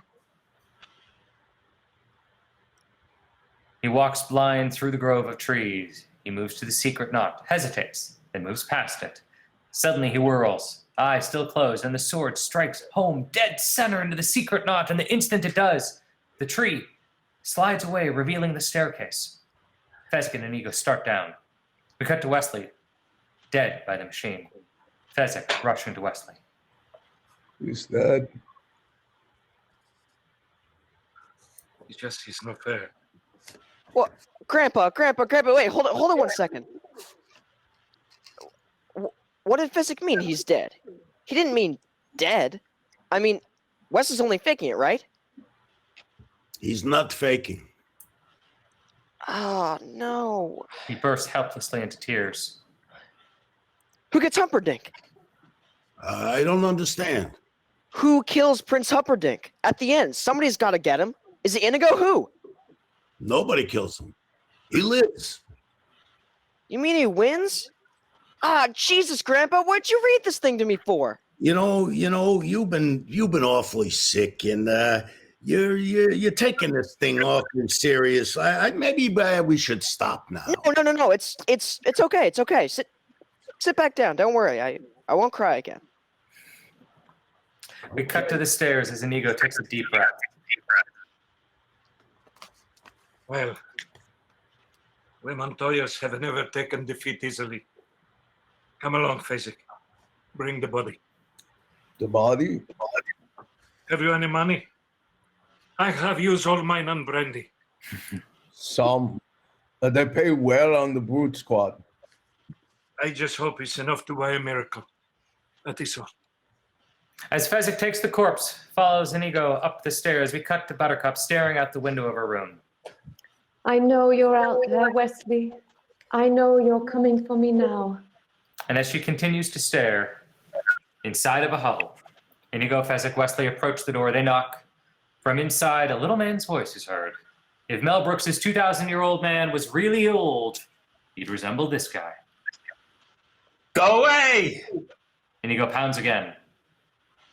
What? Are you the Miracle Max who worked for the king all those years? The king's stinking son fired me. And thank you so much for bringing up such a painful subject. While you're at it, why don't you give me a nice paper cut and pour lemon juice on it? We're closed! He shuts the window. They rap on the door again. Eat it, or I'll call the Brute Squad. I am on the Brute Squad. You are the Brute Squad. Look at the size of this guy. We need a miracle. It is very important. I'm retired, living on a pension. Besides, why would you want someone who the king's stinking son fired? I might kill whoever you wanted me to miracle. He is already dead. He is? Oh, I'll take a look. Bring him in. He unlocks the door. Inigo and Fezzik hurry inside. Fezzik lays Wesley down across a bench by the fireplace.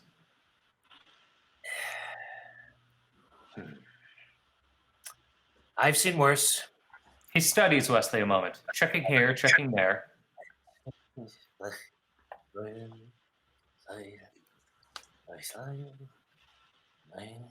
Sir? Sir, What? Sir, Yeah? sir, Yeah? we are in a terrible rush. In a Don't terrible rush me, Sonny. You rush a miracle man, you get rotten blood. Yeah, I heard you the first time. You got money? 65. 65. 65. I never worked for so little except once, but that was a very noble cause. This is noble, sir. His wife is a cripple. His children are on the brink of starvation. Oh boy, are you a rotten liar. I need him to help avenge my father. Murdered these 20 years. Your first story was better. All right, where's my bellows? Where's my bellows? Ah, he probably owes you money, right? He lifts the huge bellows, putting the end of it in Wesley's mouth and starting to pump. I'll ask him. He is dead. He cannot talk. Ooh, look who knows so much, Mr. Small Tights. Well, it just so happens that your friend is mostly dead. There's a big difference between mostly dead and all dead. Now, mostly dead is slightly alive. All dead, well, with all dead, there's usually only one thing that you can do. What is that? You go through his clothes and look for loose change. You'd be amazed the results you get. Hey, hello in there. What's so important? What you got here that's worth living for?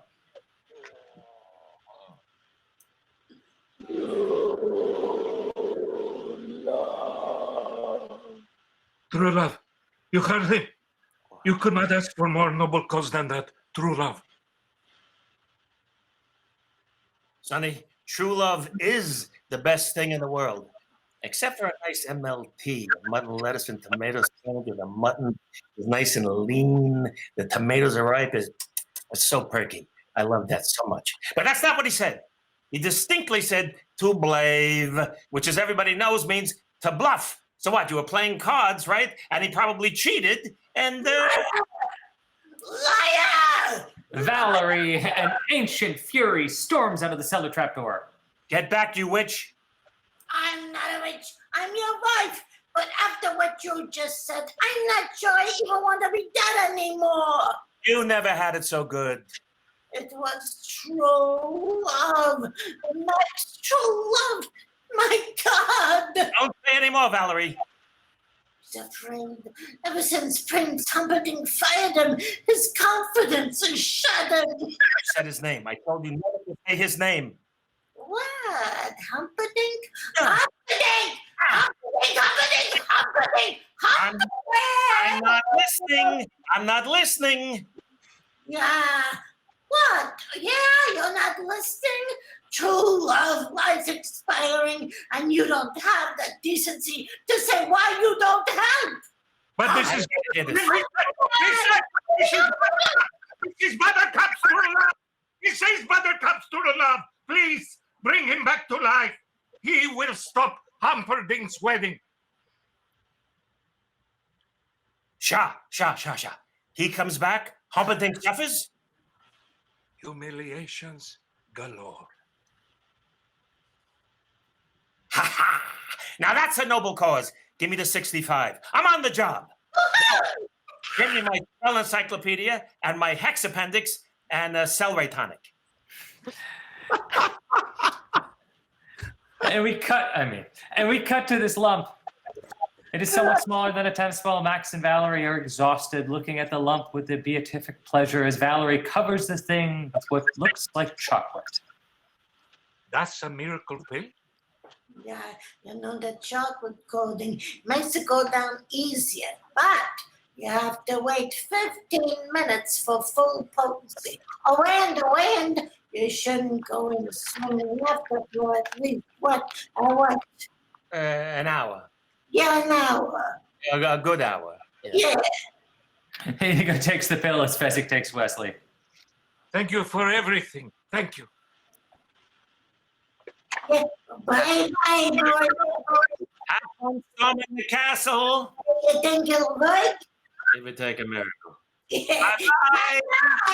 Bye-bye. We cut to Prince Humperdinck in his wedding suit. Rugen is with him. Yellen has the 100 Different. Waiting with him outside the main gate, I've brought 4 men with me. They're the only guards inside the castle. What else is there? I've got the boots of a Guilder army officer, and I'll track around in the mud after I've killed her. I'll say I saw them making their escape, and the boot prints will prove it. It's not much of a case, but it's proof enough. No one ever likes to doubt you when you run a country. We should be at war by morning, if God is on our side.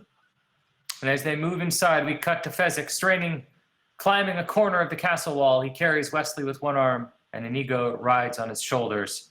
They lay Wesley along the top of the wall. It's in the corner of the castle. The 100 brutes are visible. Inigo, there's more than 30. What's the difference? I've got him. Help me here. We'll have to force feed him.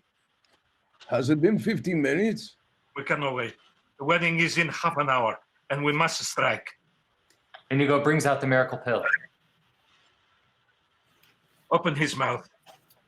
Tilt his head back. How long do you think we'll have to wait before we know if the miracle is on or not? Your guess is as good as mine. I'll beat you each apart. I'll take you both together. Why won't my arms move? He sits there immobile like a ventriloquist dummy. You've been mostly dead all day. We had Miracle Max make a pill to bring you back. I can't move my legs either. I am sure they will come. Just do not try and overdo. Why am I on this wall? Who are you? Are we enemies? Where's Buttercup? Let me explain. No, there is too much. Let me sum up. Buttercup is marrying Humperdinck in a little less than half an hour. So all we have to do is get in, break up the wedding, steal the princess, and make her escape after I kill Count Rugen. No, that doesn't leave much time for dilly-dallying. Oh, you just wiggle your toes. That's wonderful. I've always been a quick healer. What are our liabilities? There is but one working castle gate, and it is guarded by 100 men. And our assets? Your brains, physics, strength, my steel. That's all? That's the grand total that you've just laid on me? Possible. I mean, if I had a month to plan, maybe I could come up with something, but this... You just shook your head. Doesn't that up your spirits? My brains, your strength, and his steel against 100 men, and you think a little head jiggle is supposed to make me happy? I mean, if we had a wheelbarrow, that would be something. Where did we put that wheelbarrow the albino had?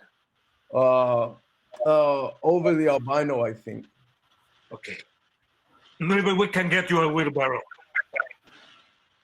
Well, why didn't you list that among our assets in the first place? What I wouldn't give for a Holocaust cloak. There we cannot help you.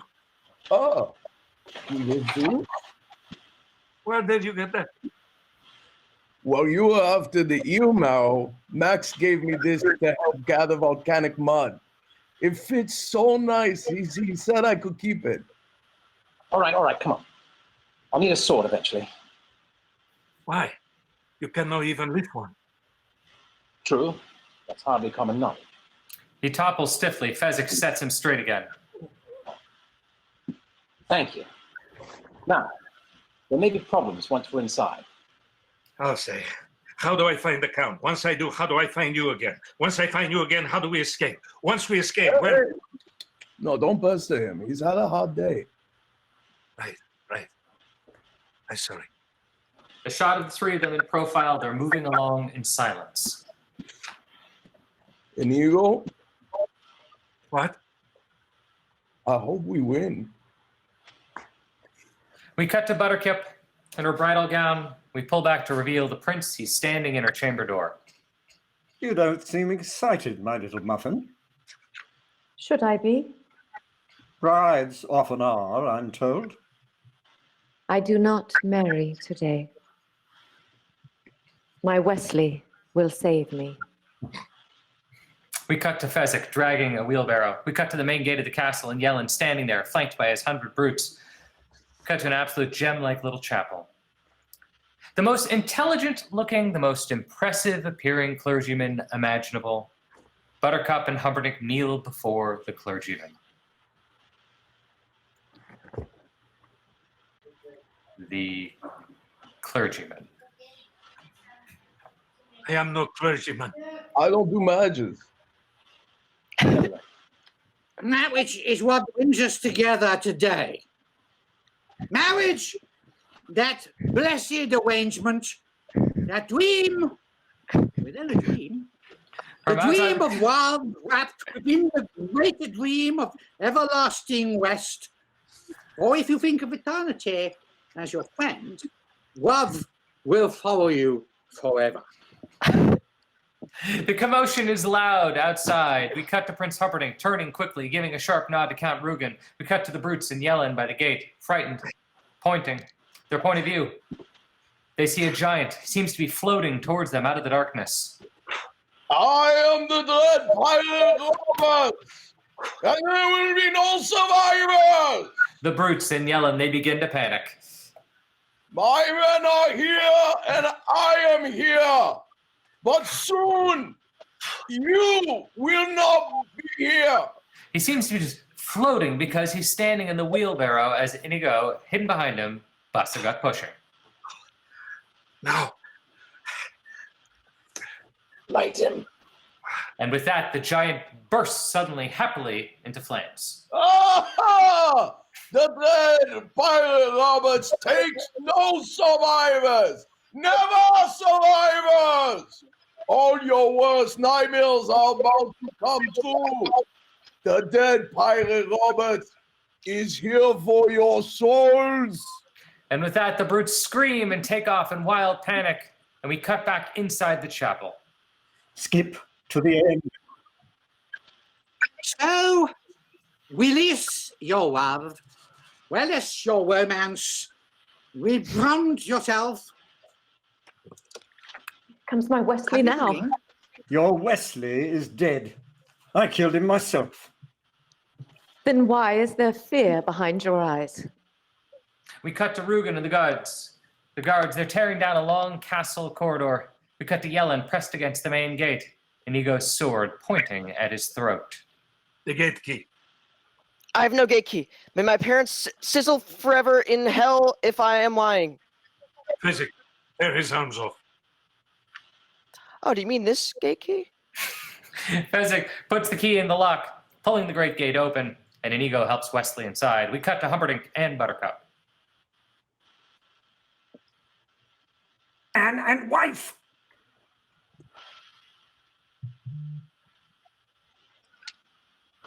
All right, all right. Escort the bride Man to and the wife. honeymoon suite. I'll be there shortly. Wesley didn't come, and he said he always would. We find Count Rugen and his 4 warriors racing through the castle, and as they reach a complex intersection of several corridors, Rugen stops. We cut to Wesley, Inigo, and Fezzik moving towards them. Wesley moves slowly, sword dragging along the ground.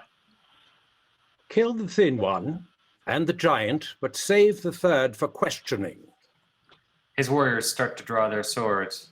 Maybe the warriors are good. Maybe they're even better than that.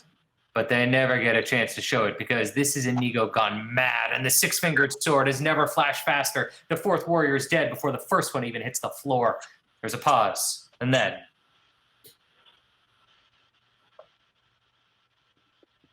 Hello. My name is Inigo Montoya. You killed my father. Prepare to die. On Count Rugen, for a moment he just stands there, sword in hand.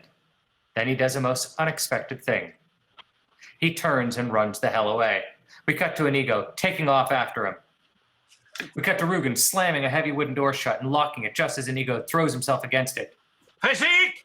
Fezzik, I need you! We cut to Fezzik with Wesley walking slowly. I can't leave him alone. Cut to Inigo desperately pounding at the heavy door. He's getting away from me! Fezzik! Fezzik, please! Oh, I'll be right back. He takes off towards the intersection. We cut to Fezzik attacking the wooden door, blasting it with everything he's got. The door splits open. Inigo dashes through, and Fezzik just brushes himself off. And then we cut to Count Rugen dashing through a dining room. Cut to Inigo behind him, coming in like a streak. Cut to Count Rugen picking up his pace. He pulls out a deadly-looking dagger. Then we cut to Wesley lying on the bed. Beside him, we cut to something that is moving slowly, but we can't tell what it is yet until we pull back to reveal Rugen's dead. We cut to Rugen's dagger, and it's heading straight for Inigo's center as he tries desperately to get out of its deadly way. But as we cut to Rugen, the look on his face tells us his throw was true. Cut to Inigo. He hurtles back helplessly against the wall of the room, sinks to his knees, the blood frosting from his stomach. I'm sorry, Father. I tried.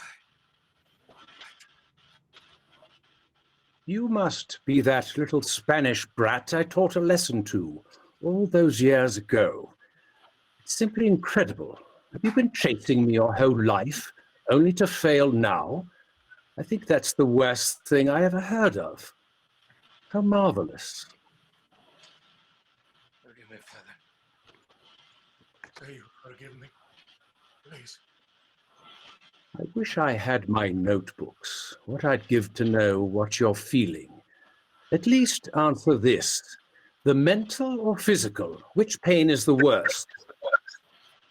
We cut to Wesley, helpless, on the bed. We find Buttercup. She's covering him with kisses. There's a shortage of blood in this world.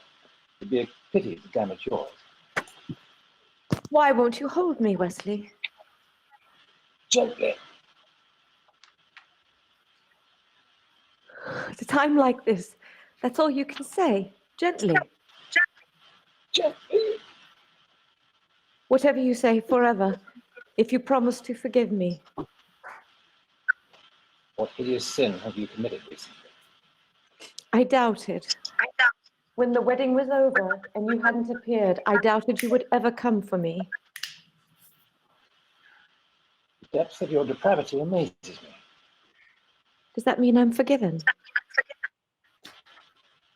Along those lines. We cut back to Count Rugen, looking very much surprised. Good heavens, are you still trying to win? We reveal Inigo trying to pull the dagger from his stomach. You've got an overdeveloped sense of vengeance. It's going to get you into trouble someday. We cut to the Count. He flicks his sword at Inigo's heart, and Inigo parries the thrust with his six-fingered sword. The Count steps back, goes for the heart again. Again, he manages to parry the thrust. We cut to Count Rugen, stepping back for just a moment. Just before the Count is about to strike again, Inigo manages a little flick of his own. Hello. My name is Inigo Montoya. You killed my father. Prepare to die. Count Rugen suddenly, in a fierce attack, striking with great power and precision. But he does not penetrate Inigo's defense. The Count steps back. Hello. My name is Inigo Montoya. You killed my father. Prepare to die. Inigo moves forward. Hello! My name is Inigo Montoya. You killed my father. Prepare to die. Stop saying that! Inigo drives for the Count's left shoulder now, thrusts home. Another move, and his blade enters the Count's left wrist. Hello! My name is Inigo Montoya. You killed my father. Prepare to die. No! Offer me money. He strikes Rugen's cheeks. Power to. Promise me that. All I have and more, please. Offer me everything I ask for. Yes, yes, say it. I want my father back, you son of a bitch. He strikes one final time, clear through the Count. Then Inigo withdraws his sword, and the Count pitches down. The blood still pours from the parallel cuts on his cheeks. We cut to the honeymoon suite. Wesley lies as before, not a muscle is moved. Buttercup alongside. I'm so glad you're not upset with me because of my marriage. Never have. But that old man said man and wife. You say I do. We sort of skipped that part. Then you're not married. You didn't say it. You didn't do it. Wouldn't you agree, Your Highness? A technicality that will shortly be remedied to the death. No. To the pen. I don't think I'm quite familiar with that phrase. I'll explain. And I'll use small words so you'll be sure to understand, you warthog-faced buffoon. That may be the first time in my life a man has dared insult me. It won't be the last. So the pain means the first thing you lose will be your feet, below the ankles. Then your hands, the wrists, next your nose. Next, my tongue, I suppose. I killed you too quickly the last time, a mistake I don't mean to duplicate tonight. I wasn't finished. The next will be your left eye and then your right. And then my ears, I understand. Let's get on with it. Wrong. Your ears you keep. And I'll tell you why. So that every shriek that every child at seeing your hideousness will be yours to cherish. So that every babe that weeps at your approach, every woman who cries out, "Dear God, what is that thing?" will echo in your perfect ears. That is what the pain means. It means I leave you in anguish, wallowing in freakish misery forever. I think you're bluffing. It's possible, Pig. Might be bluffing. It's conceivable, you miserable vomitous mass, that I'm only lying here because I lack the strength to stand. Then again, perhaps I have the strength after all.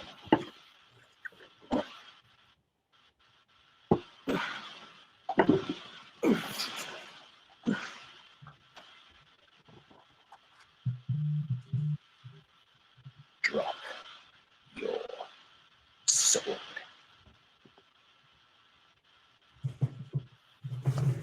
Have a seat.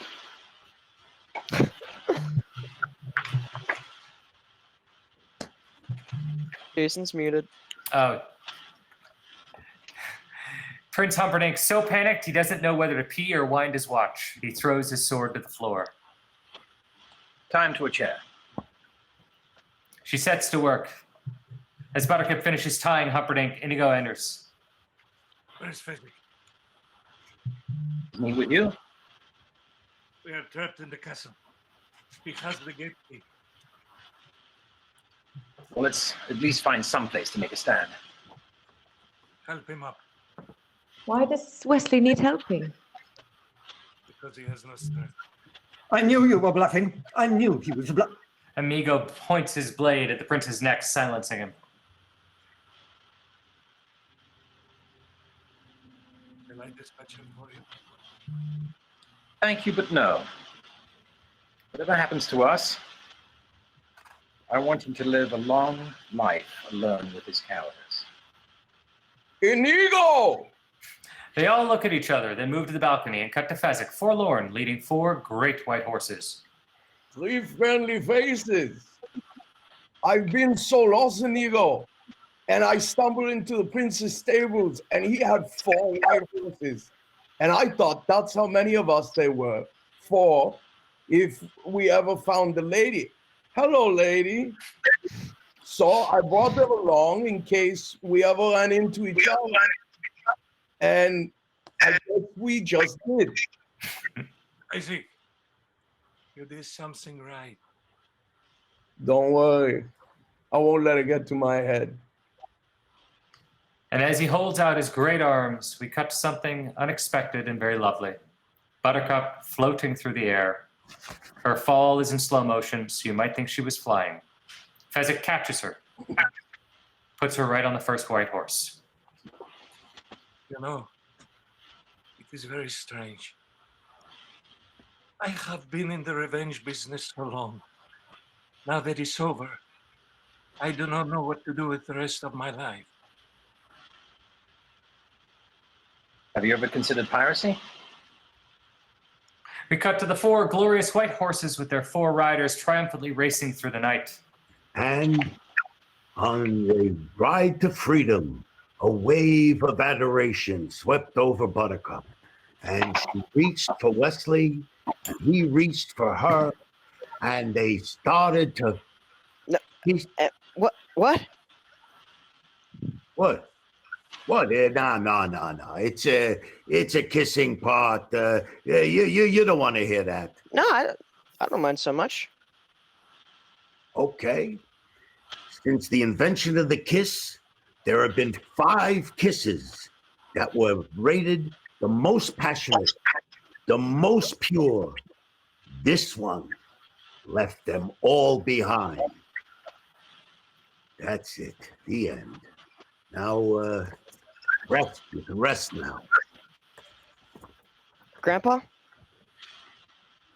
Maybe you could come over tomorrow and read to me again? As you wish. The grandfather.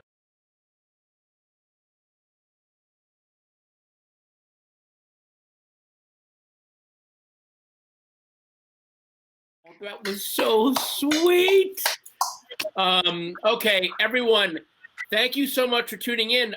We're going to do a quick Q&A, and then we're going to do a final curtain call for the whole cast. Wow, was that amazing. And I love the little deleted scenes moments. We got to hear some extra dialogue and some other stuff that didn't make it to the movie. So, yeah, you got some extra goodies. So I'm just going to go right into this Q&A. And by the way, we are very sorry. King Bach was supposed to be playing the part of Yellen. He had some technical difficulties. He was not able to log in. And thank you, Finn Wolfhard, for filling in last minute like that and picking up those extra lines on top of everything else you were doing. So thank you. So I'm going to ask these to each of the people that they were sent into. This first question comes from Bob in California, and it's for Carrie and Rob. Whose idea was it to do this, and why did you choose to support Wisdom? Well, I have a dear friend, Pantera Sarah. Can we pull her onto the screen? Pantera, are you there? Pantera used to work on Obama's campaign, President Obama, and she's a dear friend of mine. She's from Wisconsin, and I know how important Wisconsin is to this election. And I called her and I said, what can we do? We need to win this state. It's a battleground state. We've got to win it. And she said, well, what about getting the old band back together, you know, the Princess Bride guys? And I said, well, I'll try. It's a long shot, but I'll give it a try. And it turned out that everybody said yes. You know, all of these wonderful people that are all part of this Princess Bride family didn't hesitate to get involved. And of course, Rob was the first one to say absolutely, and I knew we were in good shape at that point. But Rob, why don't you answer that? No, I mean, I'm just so thrilled that everybody jumped in right away. Everybody realizes how critical this election is. I mean, there couldn't be more at stake. You hear it every cycle that this is the most important election of our lifetime. This actually is the most important election in the history of the country, except maybe during the Civil War. We have democracy hanging by a thread, and if we don't win this, it'll be the end of 244 years of self-rule down the drain. This wonderful experiment of democracy, and we know that it's coming down to 6 to 8 states, Wisconsin being probably the most critical state of all. And if we can win Wisconsin, we're going to win the White House, and we're going to start back to respecting the rule of law and honoring our commitments to our allies and begin the process of healing our country with all of the divisiveness that we have. So the stakes couldn't be higher. And so when Carrie called me and said, he wanted to do this, I said, absolutely. And I was so thrilled to find that everybody, Robin and Chris, both Chris's, and Billy and Carol and everybody jumped in right away. Like I said, everybody who's still alive, was ready to jump in and do this. So it's Awesome. really thrilling. And I got to say one thing. That last thing that I just read there, as you wish, I might say that my father, who just passed away recently, the last biggest wish that he had was that he could stay alive to be able to vote Donald Trump out of office. And we did a little reading of Princess Bride. And the last thing he ever did on camera, he played the grandfather, I played the son in the bed. And that's the last thing he ever said was, "As you wish." So it means a lot to me. And I love the fact that we've got a film that's lasted 35, 7 years, whatever, and that it can be used for something as good as saving democracy. Well, thank you, Rob and Carrie, for putting this together. Now, I want to take a little bit of a left turn. I want to ask the questions for who we call the non-originals. These are questions for Eric Idle and Sean Ross and Finn Wolfhard, Josh Gad, and of course, Jason Reitman. How did The Princess Bride affect you as a child, and what was it like watching it with your kids for the first time? If I have a kid, please someone let me know. Well, you know what, Finn, that's a bit of a surprise. Hang on. Mortimer, come here. You want to bring him on really quick? I was in that sweet spot. I was born in '81, and I remember it being one of the first movies I ever saw. And it was a movie that I actually think I accidentally stole from Blockbuster and kept watching and watching. Finn, we used to have to rent movies on a thing called a No, I was at the very tail end. I was around when Blockbuster just got. It was awful. It was a terrible thing. And I just showed it to my girls about a year ago for the first time, and it's now one of their favorite movies. So it has this magic where it transcends generations. It really does. Whoopi, you were friends with Billy at the time. Do you remember him talking to you about, I'm going off to shoot this movie, or I just shot this movie, it's one scene? Do you remember any of that, or remember when it came out? I do remember when it came out. My kid was really interested in hanging out and seeing it because Robin's character was so kind of different for a princess. Right. So it was a whole conversation about what a princess is, and do you have to take the road that you're given, and can you change it up? And so it was kind of wonderful and fun, and anything that we can do to ever change the conversation of princesses and their place in the real world, yes, I'm all for. Good. How about you, Sean? I think he's muted. Oh, are you muted? We can't hear you. You're muted again. Sean, no. Sean. Not again. No. We can't hear you. Oh, Sean.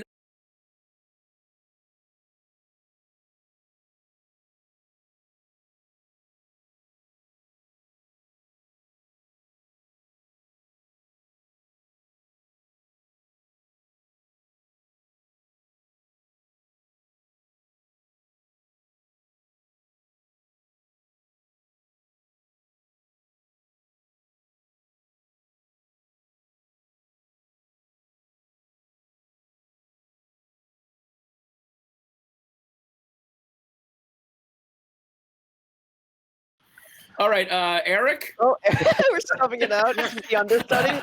Yes, sir. Yes, sir. Eric, could you answer for Sean, Can you hear please? me? Thank you. Yeah, we can hear I you. will. Well, actually, I'm going to answer for me because I've forgotten the question already. But the reason I did it is because I was friends with Bill Goldman. And also, Peter Cook was my hero. He turned me on into comedy. And I wasn't so much a young boy as a young grandfather when this thing opened. So, yes, it's a wonderful film. It's lasted all the years. And you know, we've all in our family, we always kept saying marriage. You know, that was always the theme song of our dinners. And Jason, as a director, what was it like seeing this for the first time for you? I mean, you were clearly dreaming of being a director at the time, but it must have been this, okay, this is another film I want to make something like. I have to imagine that I had the same experience that everyone did when they watched this film for the first time. They were introduced to a kind of humor. It was like a light switch turned on. For me, it was a real introduction to a kind of satire, a kind of irony. I mean, if you look at almost any animated movie that's been made since The Princess Bride, in one way or another, they are chasing a sense of humor that was invented with The Princess Bride. And so for me as a young filmmaker, it was almost this kind of, oh, wait, you can do this? The characters can reference themselves this way. There could be a storyteller inside the film that is controlling what is happening. Our heroes can act in ways that I've never seen heroes act before. And it was a perfect movie. It was a movie where every character had an important scene. There is literally not a character in the film that doesn't have an important scene. And it's what makes it perfect for doing live reads like this, because everyone gets a win. Wow. All right. This next question is for Norman Lear, the legendary Norman Lear. This is from Randall in North Carolina. What was the turning point that finally got the movie into production? I don't remember that turning point. What I remember is reading a script that just knocked me out. I'm so glad Bill Goldman's name was mentioned just a moment ago. William Goldman wrote the book, the play, the screenplay. And my darling Rob Reiner made the greatest film, one of the greatest films in the history of film. And I had absolutely nothing to do with it creatively, but I think I helped get it made, Rob, did I not? Yes, you did. We struggled. Norman, let's put it this way. He's 98 years old, but he has very large balls. This is a man. I don't want to. Okay, can we cut Rob's mic, please? Can we cut Rob's mic? Thank you. Norman has always stepped up, and he's like a second father to me. I mean, when nobody was ready to do Spinal Tap, he stepped up for that. He stepped up for Stand By Me. And when we started to do Princess Bride, we were scrambling to try to get all the financing together. And Norman had a lot of money put in there. And he said, Rob, we got to get this, that, and the other. I said, okay. And we went out to some foreign investors and all this. And then we were starting pre-production. We were still like not all together. And I was ready to leave for London for 6 months. And it was 2 days before I was leaving. I had to call Norman. I said, what should I do? Well, he said, oh, go ahead to London. Make the movie. I mean, he was always like that for me. So, I mean, he's always been there for me. And you know, I'm unbelievably lucky to have him in my life. And he knows that I love him. I'm saying this right in front of it, but I also say it to him on the telephone every time I talk to him. So I love him, and I love you, Norman, and there you go. Oh. And all right. Glad you mentioned your dad. One of the glorious entertainers and friends in the history of friendship. Yeah. Anyway, this was the joy of joys. Thank you all. Thank you all. I am being told by Twitter that King Bach's name is pronounced King Batch. So I'm sorry, King Batch, for mispronouncing it. And I don't know why people keep bringing my weight into this. This seems a little mean.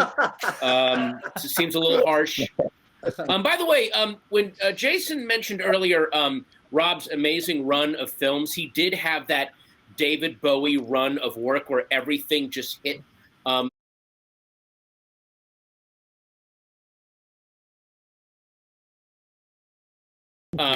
Yeah. Also, another question for you, Rob.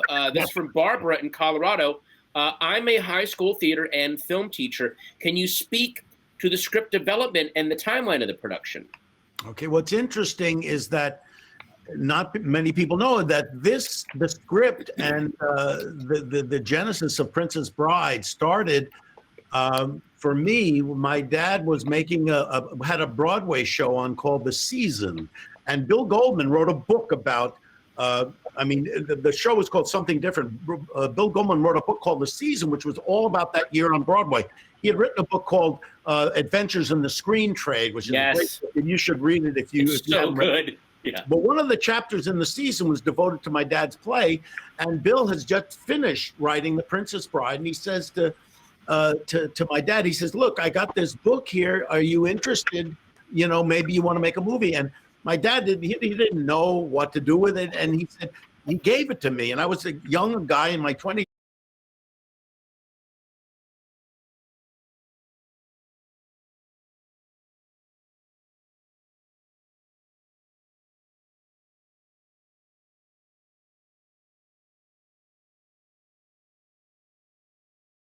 You know, from Your Turn to Curtsy, Mine Turn to Bow, and Boys and Girls Together, all these books. And I read it and I went, oh my God, this is, if I could write this well, this is the kind of thing I would write, because it blended,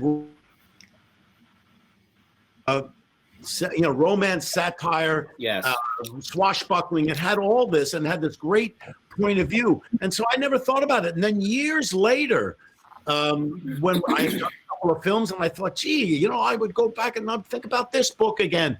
And I thought, maybe I could do that. I then found out that Francois Truffaut tried to make it, Norman Jewison, Robert Redford had it. It had been around for like 15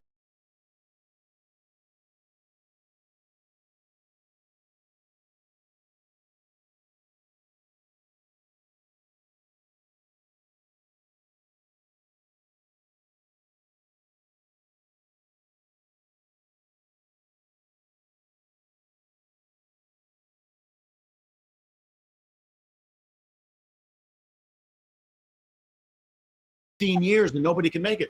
So I called, and I got Bill Goldman.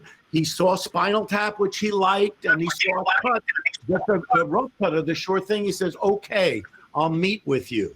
And I went to his apartment on 71st Street. I walked in there and he looked at me and he said, "This is my favorite thing I've ever written. I want it on my tombstone." And basically he was saying, what are you going to do with it? How are you going to cock this thing up? And I sat with him and, I started giving him his ideas, and I had read some screenplays. They weren't good because they didn't capture his book. I wanted to go back to his book and do what he did. And so at one point he says, he goes to the other room and he's getting something to drink, and he walks back because he was sitting, listening to my ideas, and I didn't know if he liked it or not. He was just writing things down. He walks away, gets something to drink, comes back into the room and says, and he had this high squeaky voice. He said, "Well, I think this is just going great.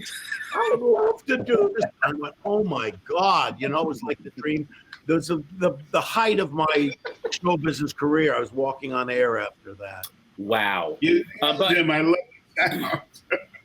By the way, I'm a huge Francois Truffaut fan, and I am so glad he did not make this movie. And I say that with all respect. Oh my God.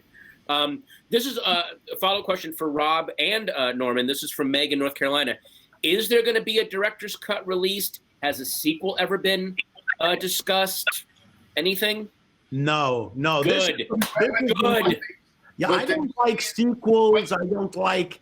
To me, you make the movie and this is it. I mean, Bill Goldman at one point thought, maybe I'll do a thing called Buttercup's Baby. He was going to write a story of what happened, it's happily ever after, what happened to Wesley and Buttercup after. And he started writing, he had a few chapters, and then he said, nah, it's not there. It's not there. This was the director's cut, Rob Reiner's cut. Yeah. Norman, I think there's a musical in this. There could be. And there's been some of that discussed. I mean, it lends itself, As You Wish, and My Name is Inigo Montoya, Inconceivable. I mean, you can see the songs written, but there's been some talk of it, but they haven't done it. Let's get to work on it. Okay. Yeah. Now, Norman unfortunately has to leave now. Is there anything else you'd like to say right now, Norman? I'd like to say, how many years do we need to do the musical? Maybe 6 or 8? How many years what? How many years will it take to do the musical? 8 maybe? I don't know. I'll only be 106. Okay, but you got to hang around for that. Thanks all. Thank you so much, Norman. Thank you. Thank you. Bye. Bye, Norman. Thank you, Norman. All right. Well, this next question is for Mandy Patinkin. Mandy, this is from Rebecca in Wisconsin. And this is a question that I'm sure you've been asked a lot, but you unfortunately or fortunately are saddled with one of the most quoted lines in cinema history, and you get to live in a world where that line is part of the vernacular. With that in mind, who is the most interesting or unexpected person to ever deliver back your line, "My name is Inigo Montoya, you killed my father, prepare to die"? I would have to say Senator Ted Cruz, because of the irony that he embraces this film and the idea of it being about true love, and William Goldman's final wish and gift to all of us, where he had actually my character when I was a young man saying it. I didn't even realize it till I was in my 50s. Line, I have been in the revenge business so long. Now that it's over, I do not know what to do with the rest of my life. And in a world filled with hatred and bigotry, and where Black lives need to matter, women's lives, our planet, our care and decency for each other and human beings all over the world.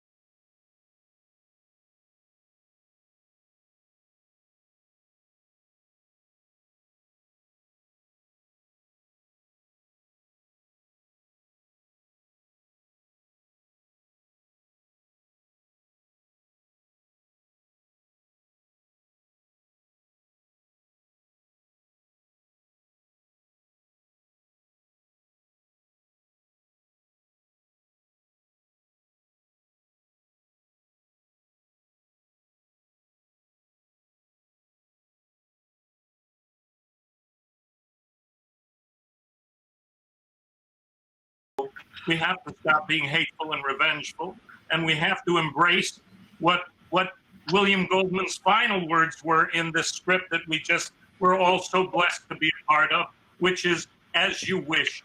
And I always said that people who are geniuses like William Goldman, because guys like me, I'm not the genius, I'm just the mailman, but those geniuses always wrote down what they wished for and couldn't necessarily realize those wishes in their lifetime. But they left it for the rest of us to have for the rest of eternity. And he left this as his wish for people to take care of each other and embrace each other. Wow, that's wow, Mandy, that's beautiful, man. And you're right. Inigo goes through an arc where he realizes, oh, revenge can leave you empty afterward.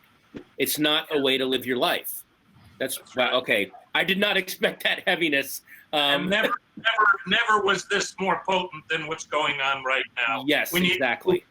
Revenge and into caretaking and on every imaginable level.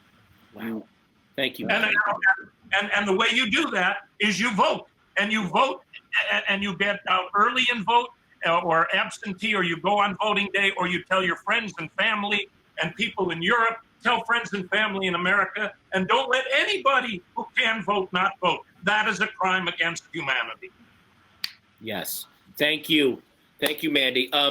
This next question is for Robin. Robin, I'm sorry you have to follow that. That was very profound. This is from Dina in South Carolina. Is it true? It's two questions. Is it true you were the last person to be cast in the film, and did you have to test for the part of Buttercup? I think yes to both of those. Rob, you're going to have to step in, but I remember going to Rob's house. So that was my callback, I think. I think I had been on tape before, and I was petrified. And thank God I grew up with a stepfather who's British.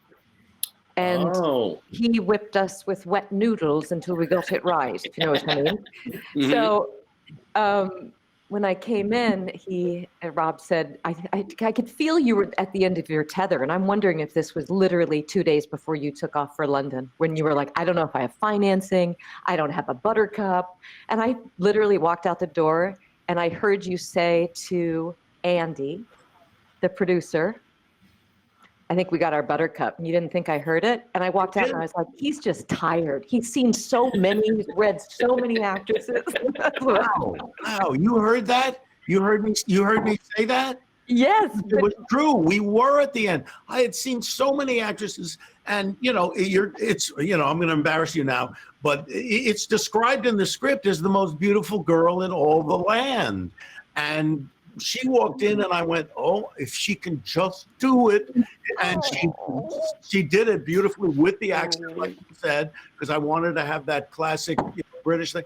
And it was right before I left, and you were the last person that we You could feel it. You were so tired. You were so worn out. You could just feel it. And I was like, he hasn't even started the movie yet.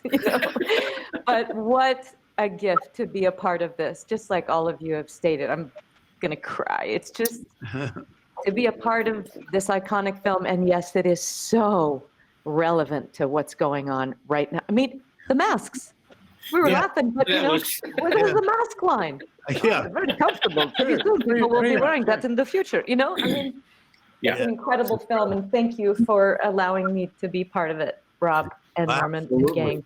Thank you for doing this tonight, Robin. Thank you.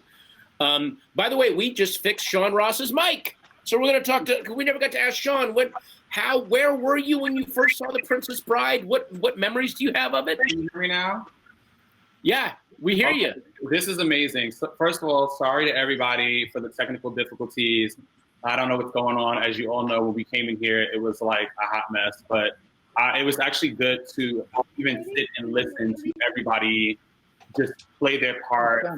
It was phenomenal. For me, actually growing up, I used to watch it actually at home, but then I remember seeing it in school, when your parents would go and send you to like after school programs, and then they would like kind of like put the movie on so you could just be quiet. And something to me that always stood out was the notion of how people with albinism are actually played in movies. And when Rosario Dawson actually reached out to me in Pantera Sarah, it was amazing because I'm like, wow, I actually finally get to play a part where even in the past, there wasn't any visibility for people with albinism or any type of any type of disability at all. So I definitely am excited to be here. It's such a privilege. Rob, thank you so much. Everybody that's part of this. I just want to say thank you because I was on mute. Oh, thank you so much, Sean. Thanks, man.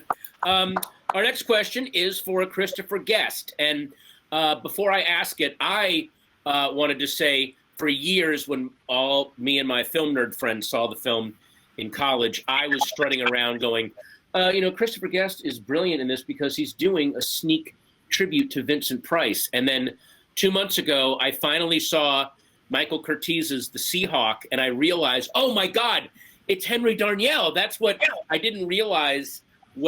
So I just sorry that I was misidentifying the sly stuff you were doing with Count Rugen in that role. And along those lines, Kristen from Maryland wants to know, for the six-fingered glove, which finger was the fake finger? Was it an extra pinky? Was it a... There was no fake finger. Oh. And that's how I got the part. I'd known Rob, but I'd always had my hand in my pocket. And when this film came up, it was the perfect time to take out my hand and show him that. Yeah. Your answer. Actually, I'm not at my house right now, but at my house I have the original glove, the leather glove where they made the fake finger, which was these two fingers fit into the. It was a whole thing. They made these beautiful leather gloves, and that was it. And I was able to move them. That's how that was done. Oh, wow. Wow. It just, I've seen some of the scenes of you and Chris Sarandon in the mornings getting ready to do. There's some on YouTube, and it looks like you guys are having so much fun going, we're going to be so evil today. Like there's a Monty Python element of we're going to crank the evil up so huge that we're going to barely be able to keep a straight face doing it. I just love that quality to it. Well, actually, the scene in the forest where Chris and I go to the door, they built this tree with a door. We went down to the pit of despair. I think we probably did 15 takes because we couldn't stop laughing. And it's a kind of laughing that it's just hopeless. And Rob eventually just said, guys, we actually have to get this done.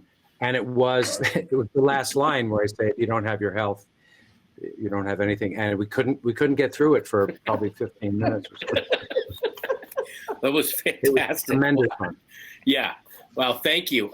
Next question is for Billy. And Billy, by the way, if you notice, dressed his house to look like Miracle Max's lair. So that's he showed up today.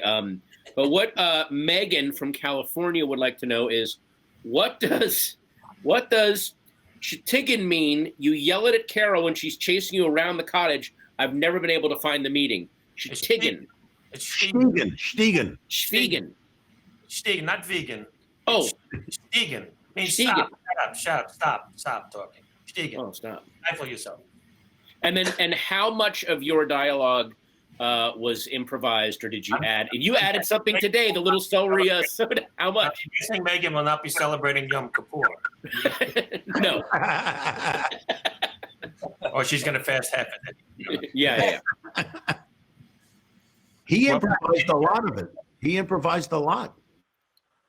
Oh yeah, we had first of all, I'm delighted for today and all that it's going to do, and to be with everybody even this way, it's always been a thrill. This was the best 3 days I had in a movie. I was only there 3 days, and no one ever saw my face. Carol and I would get to the studio at 2 a.m. and put the candy apple on our face, and then get out there and do it. And having somebody like Rob who trusted me with this and said, have fun.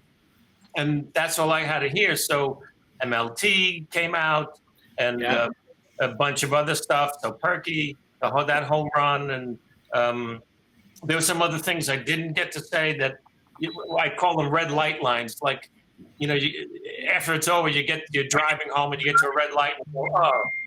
Yeah. But it was right there. Mandy's hair was all nuts. Hair was crazy. And I was going to say, oh, look you who improvised a lot. I mean, have fun storming the castle, and you don't take this pill for an hour, a good hour. Yeah, all of that. Don't go in swimming. All that stuff. Rob had to leave the set. I did.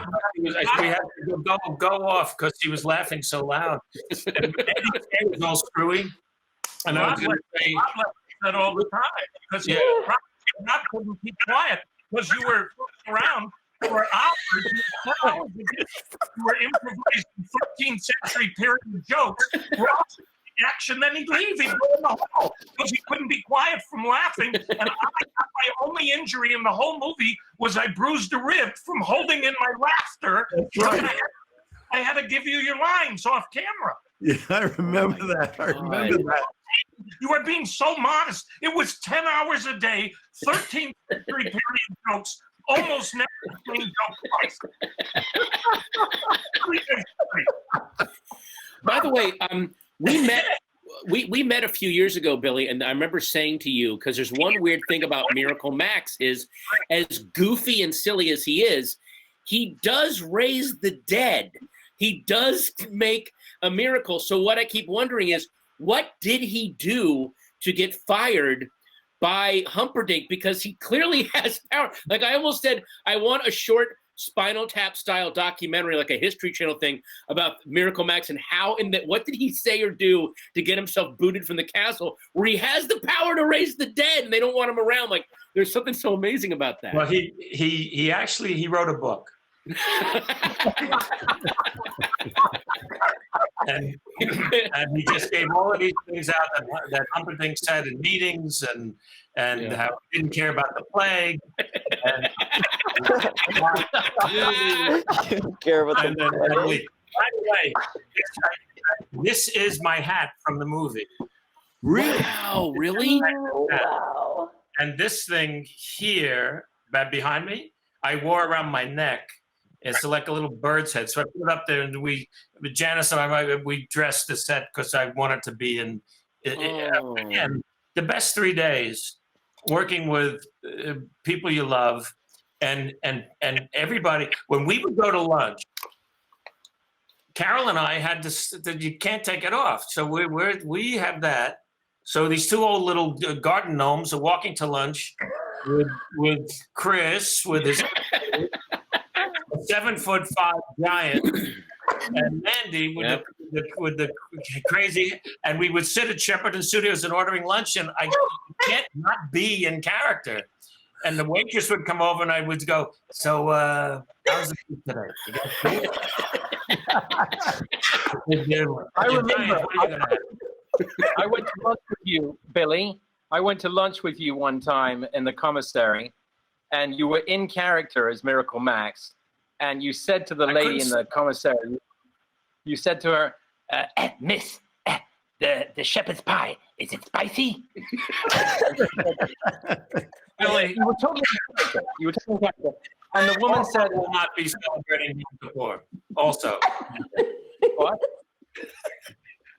Anyway, so you said, "Is it spicy?" And she goes, "Oh, I don't know, sir." And you said, "You don't know my colon." Good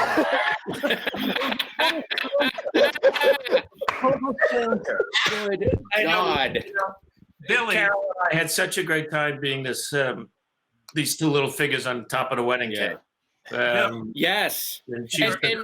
And Carol, how much of your character, both dialogue and also you are a very active character. How much of that was scripted? How much of that was improvised? I mean, you are a very spry forest crone. I mean, you were just going after him. How dare you call me that? Oh, I'm sorry. First of all, I want to say, like everyone has said, I have to thank Rob for including me. It was one of the greatest times of my life and continues to be. And then, some of it was scripted, and then Billy and I got together in LA in my apartment, and we took the book and we underlined things, and we talked about backstory, and a lot of it was scripted, and then we also just had fun. And my parents, when I was little, they made a big deal of not going in swimming for at least an hour after you. That was, oh my God, there are very few things in the universe that you could count on, but that was one. No swimming for at least an hour. And like everyone else, I love how happy and proud of herself Valerie is when she's like, the chocolate coating helps it go down. Like, it feels like she suggested that to Max. Like, by the way, you should put some chocolate. Like, it's such a mom thing to do. Our makeups were done by a great makeup artist that Chris and I had at Saturday Night Live when we were there, Peter Montagna. And when I went to Peter's lab in Brooklyn, he said, "Well, what do you want to look like?" And I took out 2 photographs. I said, "One's Casey Stengel, the Yankee manager, and this is my grandmother and my grandmother." So put them together, and that's what Max ended up looking. Wow. I think, Valerie, she's written, but a lot of Valerie comes off of Max also. It's just, we're a whole. We're a whole thing. Wow. Well, guys, thank you again. And thank you for the backdrop, Billy. That's fantastic. Well, there it is. Can I also, I don't know where it's coming from. It's the Miracle Max bobblehead. Oh, my God. Wow. Different things from the movie. True love is the greatest thing in the world. Except the night I know mutton, lettuce, and tomato sandwich, and the mutton is nice and lean, and the tomatoes are right. There's something. So I gave it to my grandson, and he tore the head off. There you go. Can I ask you, Billy, if you would? You remember your wife was taking videos in the makeup while you were in the makeup chair, and you were having conversations in the mirror about with Walt Disney about about wanting a no erase clause because you felt you looked good with the hair went on. Well, when I took everything off, and it was the bald cap, and my ears were out, and the big nose, and I said I look like Dopey. I looked like Dopey from Snow White, and I started improvising as the Dopey, talking about how difficult it was to work for Walt Disney, and that they were going to go on strike, and why did we have to be dwarfs? We should be normal size. And then Walt was mad, and he says, I can be done with you. And he said, wait, I want a no erase clause. I want a no erase clause in my deal at Disney. I have all those tapes, man. I'll make it. People will go nuts for him. I loved it. It was one of my favorite memories. Oh, yeah. Well, we guys, again, thank you so much. And our next question. Go ahead. Sorry. Carrie had an important question to ask me. Carrie, what was that question you wanted to ask me about Trump? Yeah, I have a question for you, Carol. Yeah, what was it? What kind of a person is President Trump?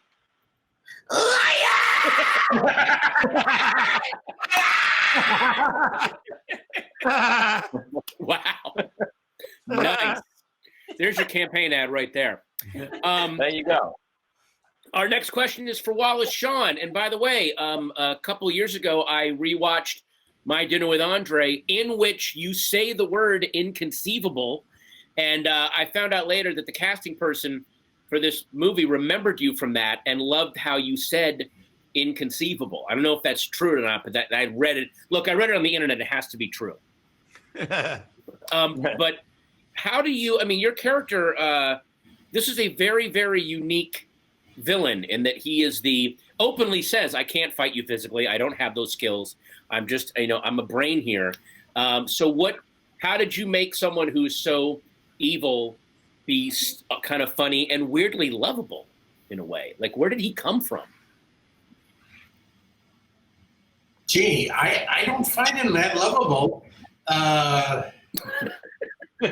Really. And of course, he doesn't actually practice his villainy for himself. He turns out, as the movie develops, it turns out that he actually works for Prince Humperdinck. So I think of him more as a guy who is riding very, very high because he thinks that his boss will be the boss forever. Like, as we're seeing these things, very much like the people who work for President Trump now, they're very cocky and self-assured and laughing and cheerful and as if they think that it's going to go on forever and that they'll always be powerful when actually they won't be. Wow, that's a really cool way to think about it. Wow, thank you. And that was a great question, by the way, from Tim in Wisconsin. So thank you for sending that in. This next question is from Lucian in West Virginia for Chris Sarandon. Where did you acquire your sensational equestrian skills, particularly your flying mount? Hello? Well, first of all, hi, Lucian from West Virginia. That's where I'm from, by the way. I come from a little town, a coal mining town in West Virginia. Exactly. Yeah, I'm very proud of that. It's interesting because Chris Guest can attest to this. Chris and I spent weeks, literally, riding in preparation for our marathon riding sessions on screen. And what do we end up with? Maybe 30 seconds? Yeah. 20. I was on a horse named Fury. I'd never ridden before, a big black stallion, and Chris was on a huge the hugest fucking animal I'd ever seen. So pardon my French. And it was agony. Chris? Yes, I had fun personally. We had I had ridden a little bit before, but Rob picked out the horse for me, which was a huge horse. It was an Irish horse. Yeah, it didn't have an Irish accent, but it was a huge horse. And we were doing our riding, which we did every day, and the horse took off and across this field, and it wouldn't stop. And what we found out later, I finally was able to stop it, was that the sword I was wearing was slapping the horse on the back. So the horse thought that was me kicking the horse. Mhm. And but we had a lot of fun. We would just go out with our costumes riding around in the field. It was great. It was actually great fun. I agree 100%, especially working with this guy who is an extraordinary mate. And we were mates in evil. Yes. You know, Christopher Guest was mentioning you guys kept cracking up a lot, especially the scene in the Pit of Despair. How many times did you crack up, or did you get it, the line, I will be most put out? Because it's so deadly serious, but it's so funny coming out of that. Did you crack up during that particular line? Actually, no. And I think we all got the sort of lead from Rob, which is that comedy is very serious business. And if you play the line, it doesn't really work. I think I remember auditioning for Rob, and the scene that I did for Rob was the scene in which he says, I hope you'll see me as an alternative to suicide. And when I did the line, Rob cracked up, and I couldn't figure out why. And then I realized exactly what he was after in terms of the kind of tone of the movie, which is, you know, this is all serious business. Yeah. Wow. Now we have a question for Carrie, Lisa in Minnesota. How much training, and I guess this could also be for Mandy, how much training did you guys have to do in fencing? Because you guys seem like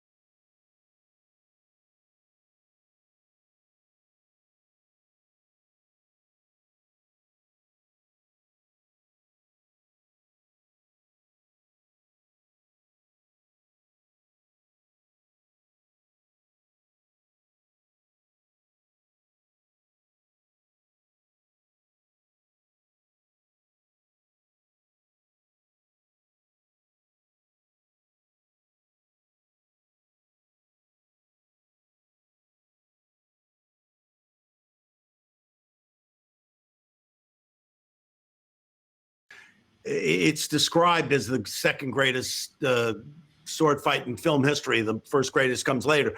But every single frame of that fight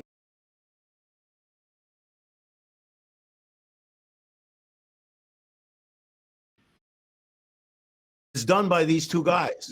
There are no doubles. I mean, there were doubles for those flips, and when they jumped off the the rock, and then when they came off the the bar and everything. But the actual fencing, every single frame is the two of them. In the old days, when you watched Errol Flynn or Douglas Fairbanks Jr., they would do the close-ups, and then when they had wide shots, as a matter of fact, Bob Anderson and Peter Diamond would be doing some of those wide shots. But Mandy and Carrie did every single frame, and both left-handed and right-handed.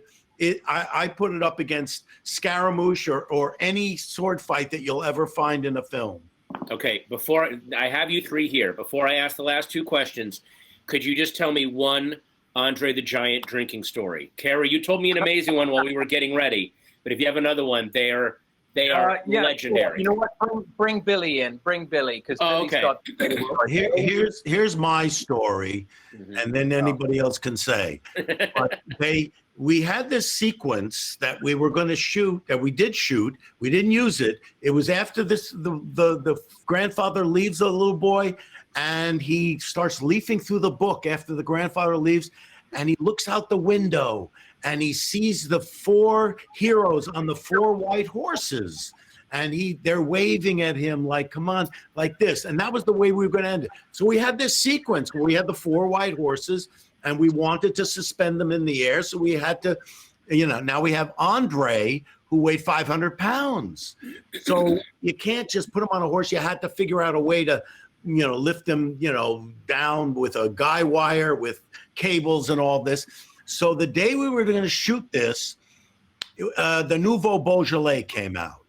And I'm not exaggerating. Andre started drinking at 9 o'clock in the morning. He drank literally 20 bottles of Nouveau Beaujolais all day.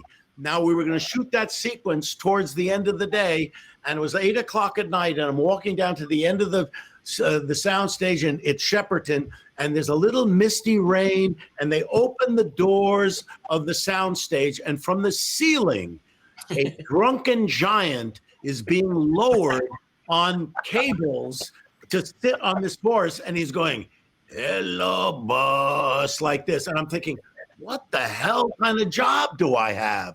There's a big giant, and that was my drinking story, but there's other good ones too.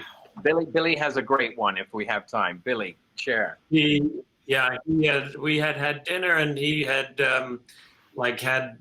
vats of stuff. He just had vats. And we get to the lobby of the hotel, and he falls asleep on the floor. So there's a beached giant, and they couldn't move. It was Gulliver. Gulliver was in the lobby, and so they were coming out to what to do, and they let him sleep. But when the morning came, he's still there. So they rolled him up in this rug and moved him to the side. They called a cab, and a cab driver comes, and he had a Renault. He had like a circus car. I mean, it was like, Andre would use one of those as a skate. It was a skate for him. And he went, "I can't get him in my car. Oh, I can't get him in my car." It was like crazy. It was. One day he comes to work. The most lovely, charming guy, and way too soon. Yeah. He comes to work one day, and I said, "What'd you do last night, Andre?" He said, "I went to the bar, had a couple of drinks." I said, what do you drink? He says, "I had 6 bottles of wine, 3 bottles of cognac." I said, "Gee, you must have got drunk." He said, No, I don't get drunk. A little tipsy. Tipsy, yeah. And he was upset. Remember, Rob, there was one day at Vince McMahon because they were turning him into a villain. Yes. And he was very mad that they were changing his persona, that he was going to become a bad guy in the wrestling world. Yeah. He was also in pain. He told me secretly that the reason he drank was not just to fun. He had terrible back problems, and he couldn't take any medication for it. So the doctor told him, "What do you do for pain?" He says, "Well, I drink, boss." So he drank these pitchers filled with incredible amounts of alcohol, and he called them the American.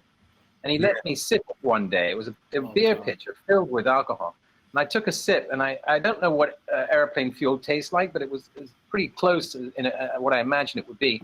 And I spat it out, and he laughed. He went, like that. And he would drink these things, like 4 or 5 of them a day. It was unbelievable. Yeah. I remember we had, he had great pain, as Kerry said, and right after we finished, he went for that papaya enzyme thing for his back that he went somewhere in Europe. But I'll remember one day we were shooting, and he drank 12 bottles of wine at lunch. And the only difference between the morning and the afternoon shoot was occasionally he would do this.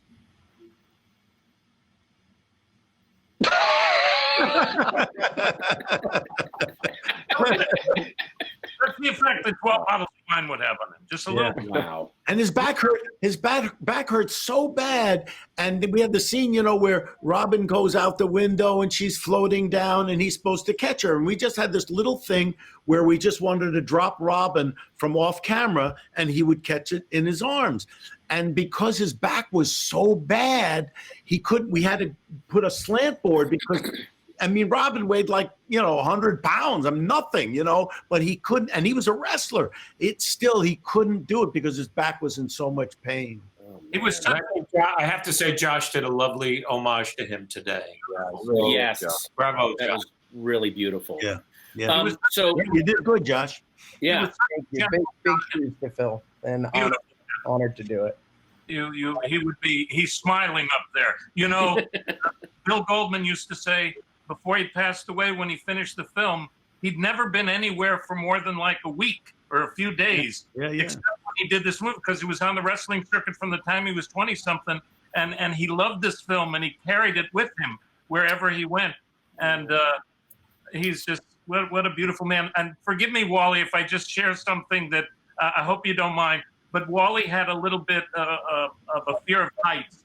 And when we were going up the cliffs of Insanity, we had these rubber cliffs that were at Shepperton, and they made a slit in one of the rubber cliffs, and we had a forklift through it, and they created this whole system of bicycle seats where Robin and Kerry and myself were all on the bicycle seat, and Andre was standing on the forklift, and the thing went up, and then we went up. And Wally, you remember you were nervous about doing that, and there was a double for Wally on the set. So there were 2 Wallies that day, and Ben, you said at the last minute, "I'll do it," and you were on your bicycle seat, and the thing started to go up the mountain, and you were clearly a little concerned, and Andre put his arms around you, and he just said, "Don't worry, I'll take care of you." Never forget it, and you never, and from that moment on, you didn't worry. It's all true. Sweet. So sweet. All right, I have 2 quick final questions. One of them is for the whole cast, and then we're going to get a quick thing from Ben Wickler, who was instrumental in putting this thing together and deserves a lot of praise. But just really quickly, for the whole cast, assuming that Trump is Prince Humperdinck, then who in reality is Count Rugen and who is Vizzini, in your opinion? Oh, you got so much to choose from there. You've got Pence, you've got William Barr, you've got Roger Stone. And how about Stephen Miller? Just the pickings are really thick. Quite expensive. An embarrassment of riches. It's a great way to put it. Embarrassment of poverty. Well, then our last question is for Ben Wickler. This is from Judy in Wisconsin and Robert in South Carolina. What are the things, Ben, that elderly seniors and people that are in the red states, what can they do to help defeat Trump this year? What things can they do? Thank you, Patton. Thank you to everyone in this absolutely amazing cast for a magical miracle night. This has been unbelievable. And thank you to everyone who has been part of this. More than 100,000 people tuning in and taking part, sending in questions, donating, which you can still do right on screen. Extraordinary. So The question is, what can we do? And I want to say, The Princess Bride is about fencing and fighting and torture, revenge, giants, monsters, chases, escapes, true love, miracles. It's also a story about heroes and villains. And tonight, if you are watching this right now, this is your moment to be a hero. This election, which is underway and which ends in 51 days, is going to affect the life of every human on Earth. And because of climate change and because of this pandemic and so much else, it will affect the life of every person who will ever live. And if you're watching this right now, you have a superpower. You have the opportunity, which so few people on this earth do, to affect the outcome by pouring in your time. So I want to ask everyone who's watching to look right down there to the link right there on the screen and click it and sign up to volunteer. If you've never done it before, or if you're intimidated by it, you will find that it is a wonderful experience. We will train you so that you can call voters and have human one-to-one conversations, listen to them, what they care about, and then help them learn how to vote. In an election where voting is unlike the way that it's ever been before, you can be the person who helps someone cast the vote that ends the Trump presidency and sends Joe Biden and Kamala Harris to the White House. It is a gift to be able to do that. And I want to ask everyone to look at their calendars and start crossing things out and replace it with hours that you can spend between now and the moment the polls close at 8 p.m. Central on November 3rd. Because together, thousands upon thousands of us will mobilize voter turnout, will help people to cast ballots like they never have before in their lives. And by doing that, all of us together, we're going to win. You can phone bank, you can text bank, you can get involved in recruiting people to be poll workers to make sure that polling precincts are open. There's so much to do, is stuff you can do from home. Easy and wonderful, and you'll feel as good when you do that as all of us did watching this incredible reunion tonight. So go on that page, sign up to volunteer, and then share just all of our amazing, tremendous gratitude with all of the folks behind the scenes on the Democratic Party of Wisconsin staff, in the cast, in all the technical aspects of this that made tonight such a spectacular and unforgettable experience. I'll see you all on the virtual phone banks. Thank you. Yay. Wow, Ben, thank you so much. Let's do a really, really quick curtain call, and we're going to let you all go. Unfortunately, Whoopi and Norman had to leave, but as your humble narrator, Jason Reitman, taking us through, Jason Reitman, as the albino in the pit of despair, Sean Ross, making up for his lack of audio beautifully. Man with albinism. Yes, exactly. The man with the albinism. I'm sorry about that. As the grandfather and grandson, we have Rob Reiner and Finn Wolfhard, ladies and gentlemen. It's fantastic. As Fezzik, Josh Gad, doing a beautiful tribute to Andre the Giant. As Vizzini, doing an inconceivably beautiful job. The amazing Wallace Shawn, ladies and gentlemen. Yes. As Inigo Montoya, the man heavily into revenge. Mandy Patinkin, ladies and gentlemen. Of course, taking evil up to 11. You knew I was going to say that. As Rugen, Christopher Guest, ladies and gentlemen. Christopher Guest. As the most put out king, ruler, Prince Humperdinck, Chris Sarandon, ladies and gentlemen. Yeah. There he is. And then, of course, God, I hope I didn't skip over anyone. I don't think I did. Our final two, name a more. What? Carol, oh my and God. Joe. Yes. Hang on. Yes. Robin. My God. I Really can't good. believe I forgot it. I just. Yes. As the two miracle workers, Miracle Max and Valerie, Billy Crystal and Carol Kane.